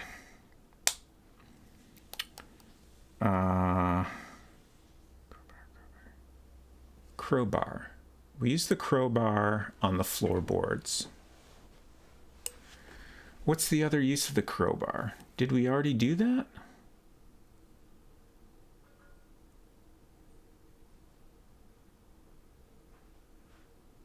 If anyone remembers the other use of the crowbar, please help kick my brain into gear here. I honestly can't remember if I already used it for something else or if I missed it or if it's still coming up. Oh, the crypt vault. Yeah, I remembered that earlier and then I just forgot. Okay. So we need to use the crank in hole. Insert crank in hole. There we go.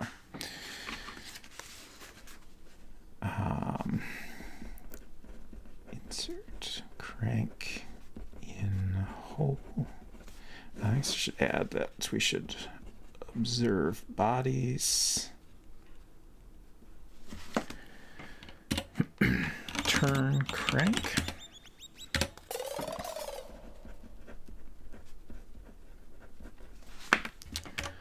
All right. Jabberwocky says, I have Laura Bowe's voice actor from Emma Ra in my mind now that I see these text captions. I honestly, like, to me, in my mind, this feels like a different actor playing the role. Like, I feel like the way Laura Bowe is written in the second game, and just like the whole way she's presented almost feels like a different approach to the character to me.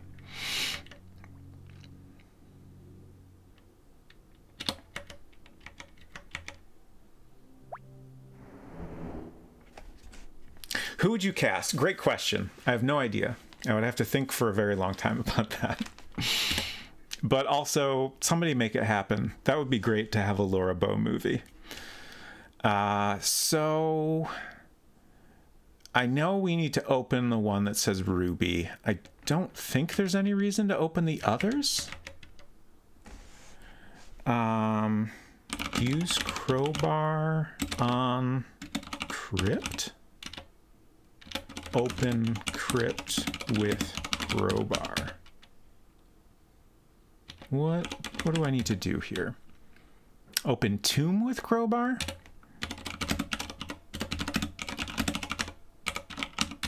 You can't do that.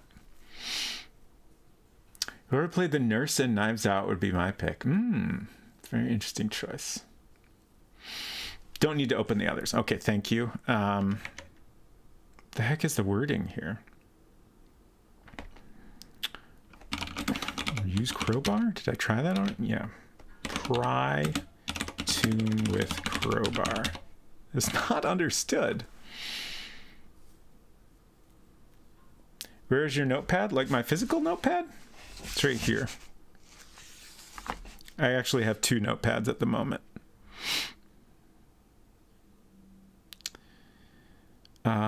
But I don't, my previous notes for this game don't have like specific commands written down. Pry vault with crowbar. Okay, thank you.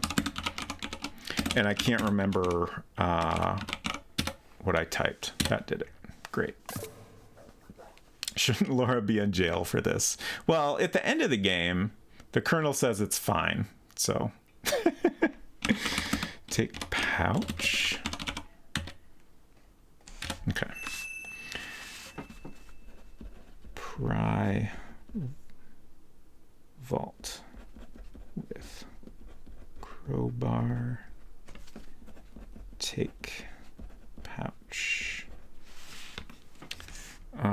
Look in pouch. I don't know if this is necessary. Full of jewels. That didn't seem necessary. So use crank and hole. When in tomb, got jewels. Okay. Can I go out? Do I have to go out the way I came in? I think so. Tomb doors barred shut. Yeah, I think it's open at some point, if I'm remembering correctly. Okay. Food's ready, by the way. Oh no, we're so close to the end, so I'm gonna finish up really quickly. Lift bar at the front there. Oh.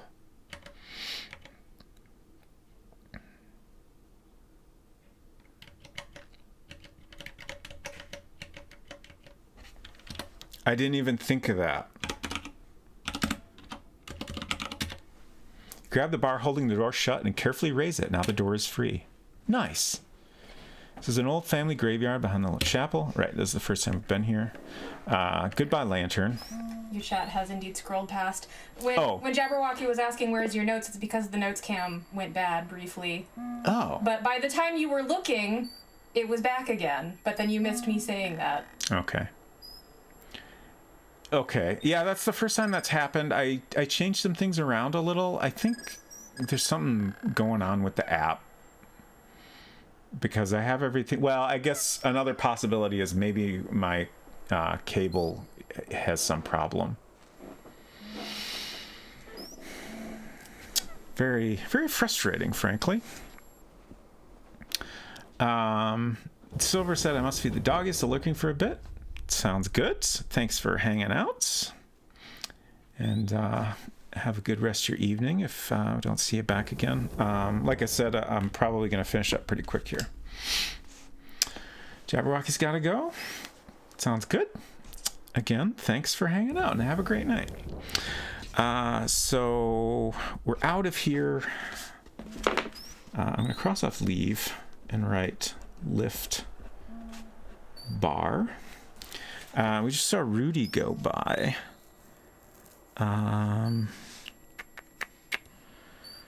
Okay, so if you go see Lillian in the Playhouse, we'll get to 1:30, so we'll do that next.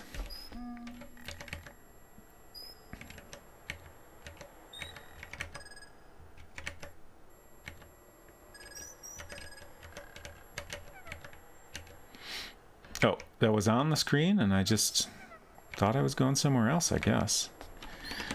I think this is just a thing we need to do to make the time pass.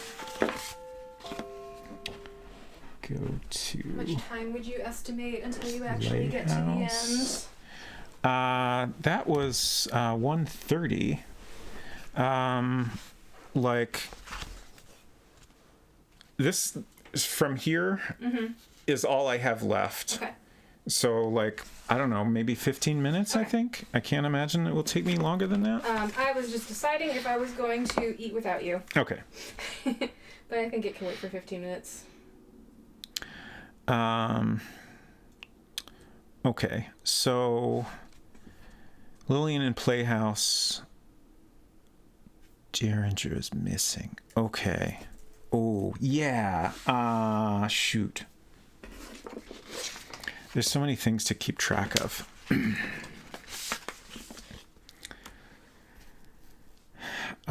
We need to notice that the Derringer and dagger have changed location. And also the doctor's bag. So this...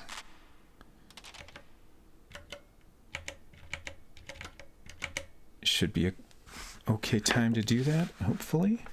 Go to study. Look in cabinet. So I'm hoping that noticing that there's no longer a dagger in here gets me credit for this. I don't think there's any way to ever see this dagger that I can think of. Doctor's bag is a tricky one. It's in the doctor's room, but only after you find Lillian's body. Yeah, I was aware of that. And then,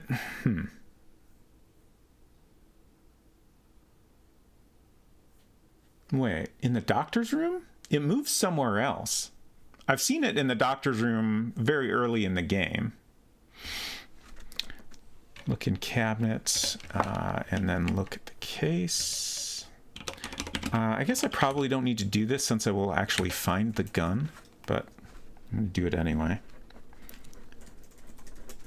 Sorry, not the doctor's room, the colonel's room. Yeah, that's what I was thinking.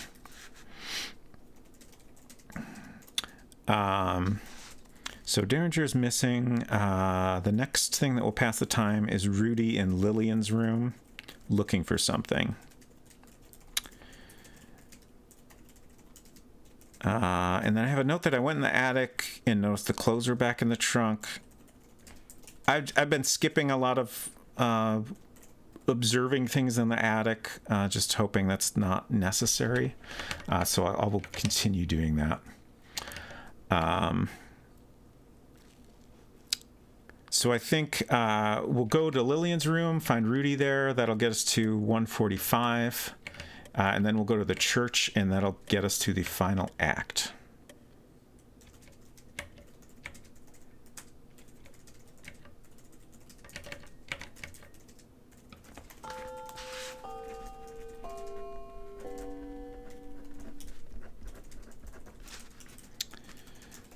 That was 145.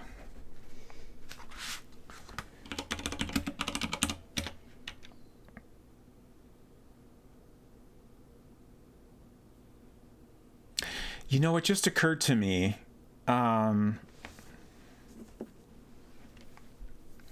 maybe one short I can answer this. There's these passages here that, like, it's like a laundry chute, I guess, is what it's supposed to be. Like, you can't go in it, but you can open it and look in there. Is that anything you need to do for finding the secret passages? Secret entrance / exit is how they word it. Don't have to mess with the laundry chute. Okay, thank you for confirming that. One short eye and for Vane. Don't have to look at anything in the attic, but to get super sleuth, you have to first go to the attic at the earliest time possible, 9:45. Okay, I did that. And I was also wondering if that was the earliest time possible. I figured I couldn't see how it would be possible to do any earlier than that, so.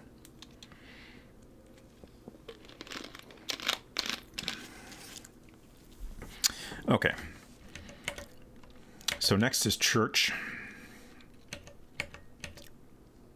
And I think I'll do a quick save before we get into the final act here, just in case.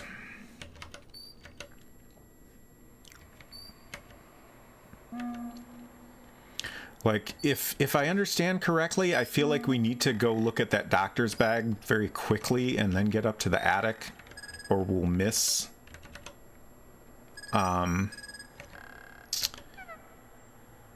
Rudy and the Colonel struggling, which I think is important. Well, yeah, I mean, if we wait too long, we really screwed up, right? I don't remember exactly. It is one short eye, yes. Okay, so go to church. And this is Act 8. 2 a.m. And I think we can just leave.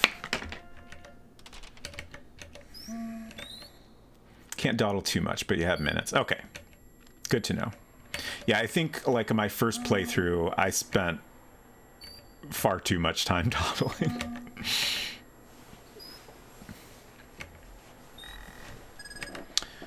I think I'll do that save once I get... Oh, the note. Is that necessary to look at? Meet me in the hedge garden.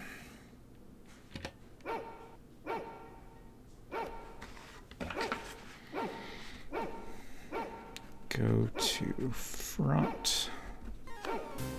David Alexander, thank you so much for that gift sub to One Short Eye. I appreciate it very much. Look. Note.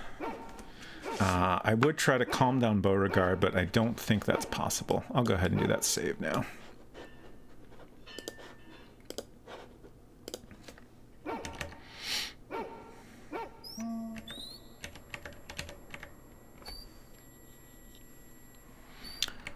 Bork indeed. Okay, so here's Lillian.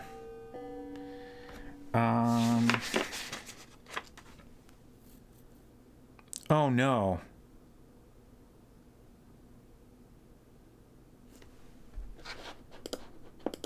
Let me let me back up real quick. We still didn't look at her diary. I completely missed that.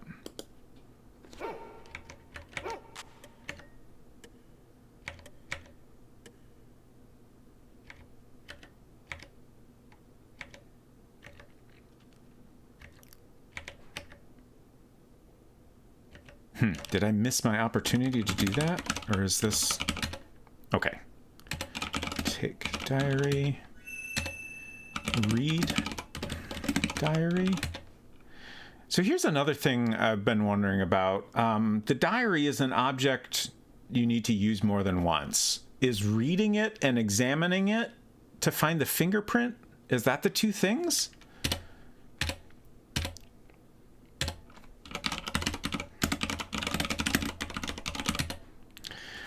There's probably a better time to do this. Go to Lillian's room. Open suitcase. Take diary. Read diary. Examine diary with monocle. Read the diary and look with the monocle. Yes. Okay. Thank you for confirming that. Yeah, like, you know, obviously, like, it literally is two different things. I don't know. It just, I guess to me, it feels like, you know, it feels weird to be able to do something like all in one sequence there. It's like a sequence of actions, I guess, that makes it feel like I'm not really doing two separate things. But I had gotten the check mark so far, so in previous playthroughs, so I figured that was all I needed.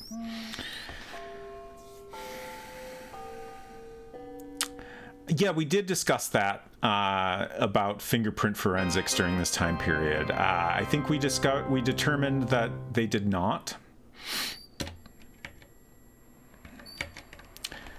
Search body. You're not close enough.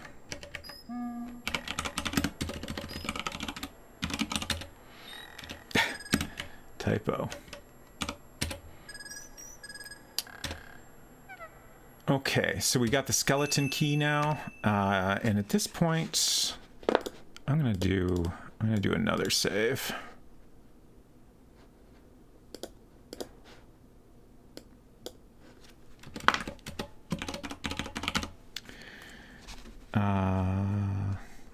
Go to hedge,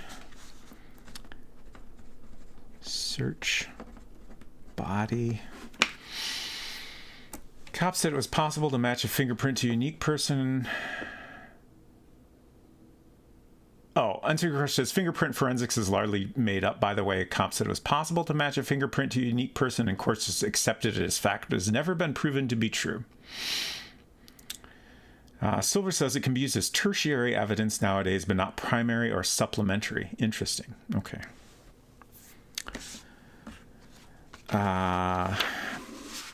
So I'm not sure if we need to look at the boot while it's on her body. Take bullet.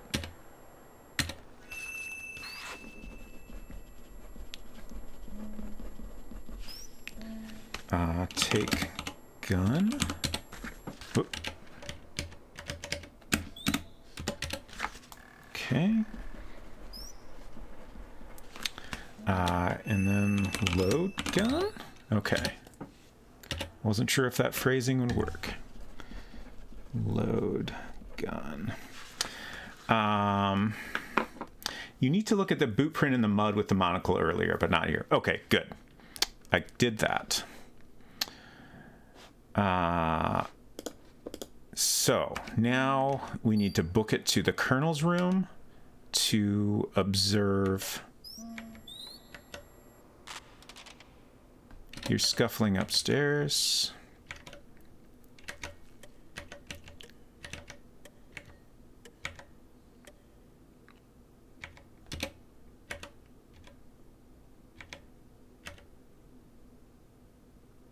There's the bag. Look in bag. Contents are a mess inside. It looks as if someone has hurriedly searched through it. Go to Colonel's room. Look in bag. I don't know if it's actually necessary to look in it, but that's fine. Okay, so now Let me just pause for a moment here. I think we just need to go upstairs and finish the game.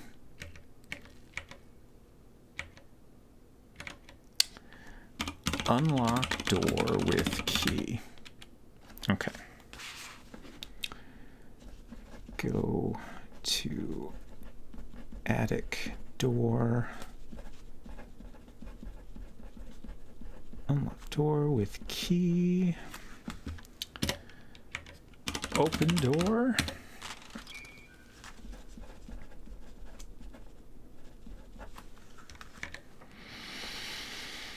Okay, in the midst of a fierce struggle,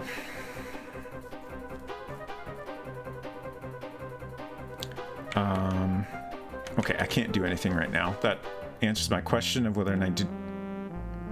Oh, did I wait too long?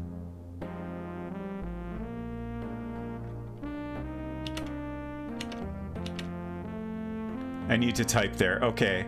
Like, it seemed like the game wasn't letting me do anything. I was trying to remember if I need to, you know, shoot while they're struggling. Okay. I'm going to back up real quick. Cannot restore a game right now. That's rude.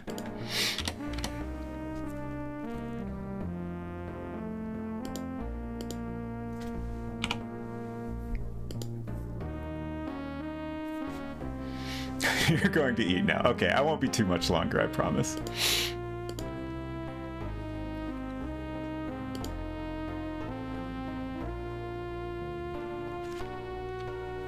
Oh, I can restart and then reload. Okay. Thank you for that. Can I restore a game right now? Oh, come on. This happened to me earlier where I restarted and it just went to a blank screen like this. I'm just going to restart the game. Very rude of it. I know I'm not going to have a perfect playthrough, but I at least want to do the ending right. Okay. Hopefully I won't screw up this fingerprint. I think that's Sealy.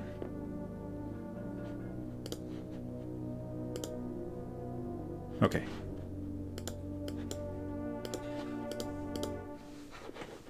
Yes.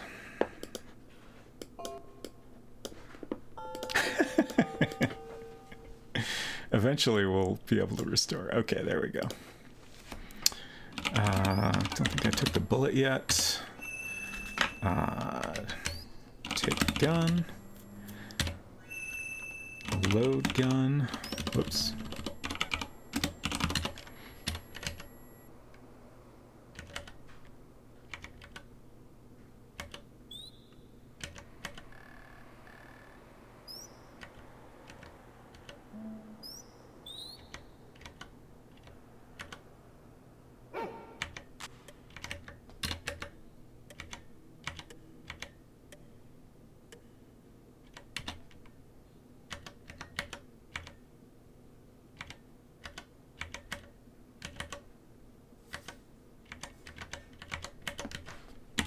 Look in bag.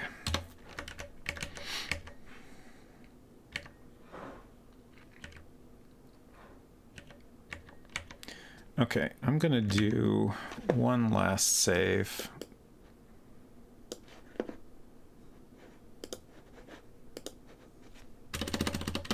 Just in case I somehow manage to screw this up again. Unlock door. Okay, we can just do unlock door. That's great. Open door. Okay, shoot Rudy. You have shot and wounded Rudy. Whew.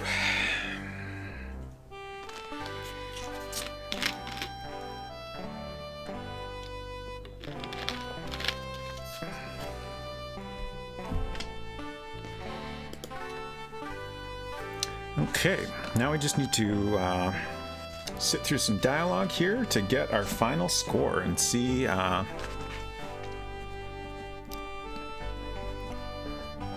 I did. Like I said, I know I missed a couple things, but hopefully I did pretty decent.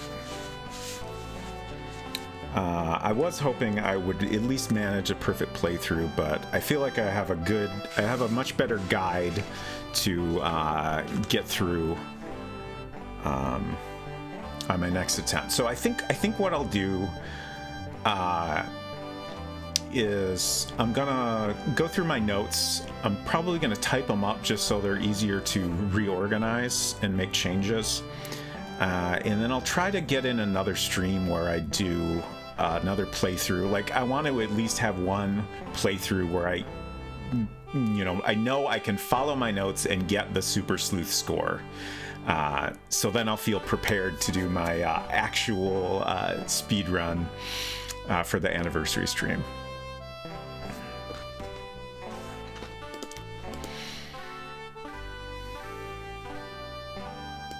Yeah, the next time I might do a timer, and definitely for the anniversary stream I will do a timer.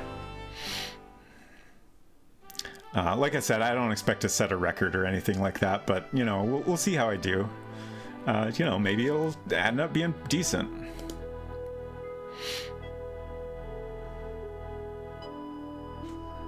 She could be petting Beauregard right now. Just saying.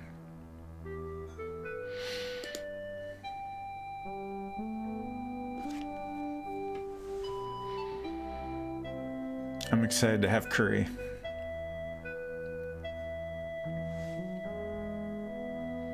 I don't know if I'll do a raid today. While I'm waiting for this to wrap up here, I'll see who else is streaming. Oh. Yeah, we got someone who could raid here, so maybe we will. Tuiji has been playing Conquest of the Longbow, which is a game I definitely want to play myself on stream at some point, along with the other game in the series, Conquest of Camelot. Silver says, I'm also excited for you to have curry. Great, thank you. The end. Oh, now we got pets from the Colonel. Nice. Oh, so close. I knew this was going to happen. That's the same score I got last time. Just 2 notches from the perfect score. I would like to review my notes. Which things did I screw up?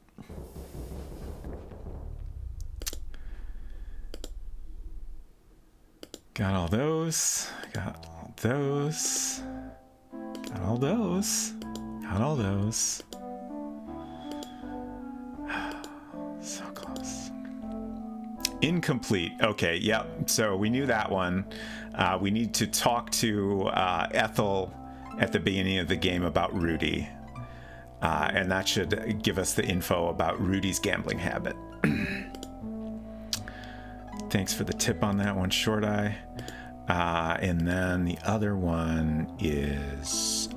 Oh, right. Because we didn't ever look at Fifi and Jeeves's bodies, and we missed other opportunities to learn their inner relationship.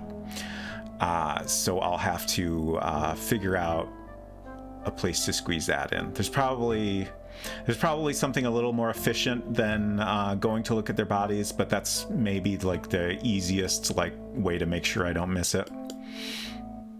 And then I think that's it.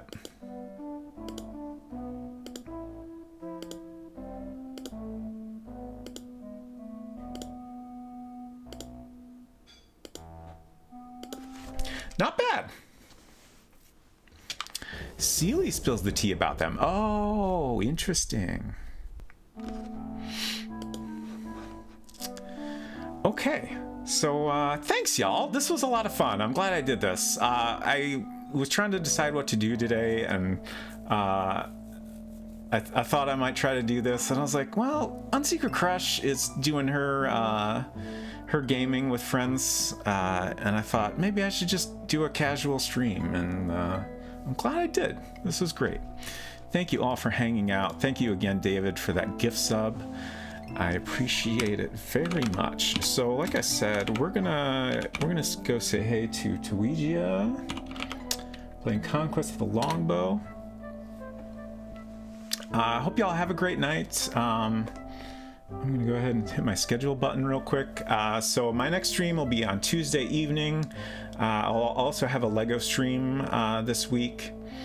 At some point, I don't know if it'll be this week or next week or what, but at some point I'll probably do another spur of the moment run like this. But there's my schedule if you want to stay up to date. I should say my Discord is probably the better way to find out about a spur of the moment, or just, follow me here. Anyways, I will stop rambling now. Have a great night, Bye.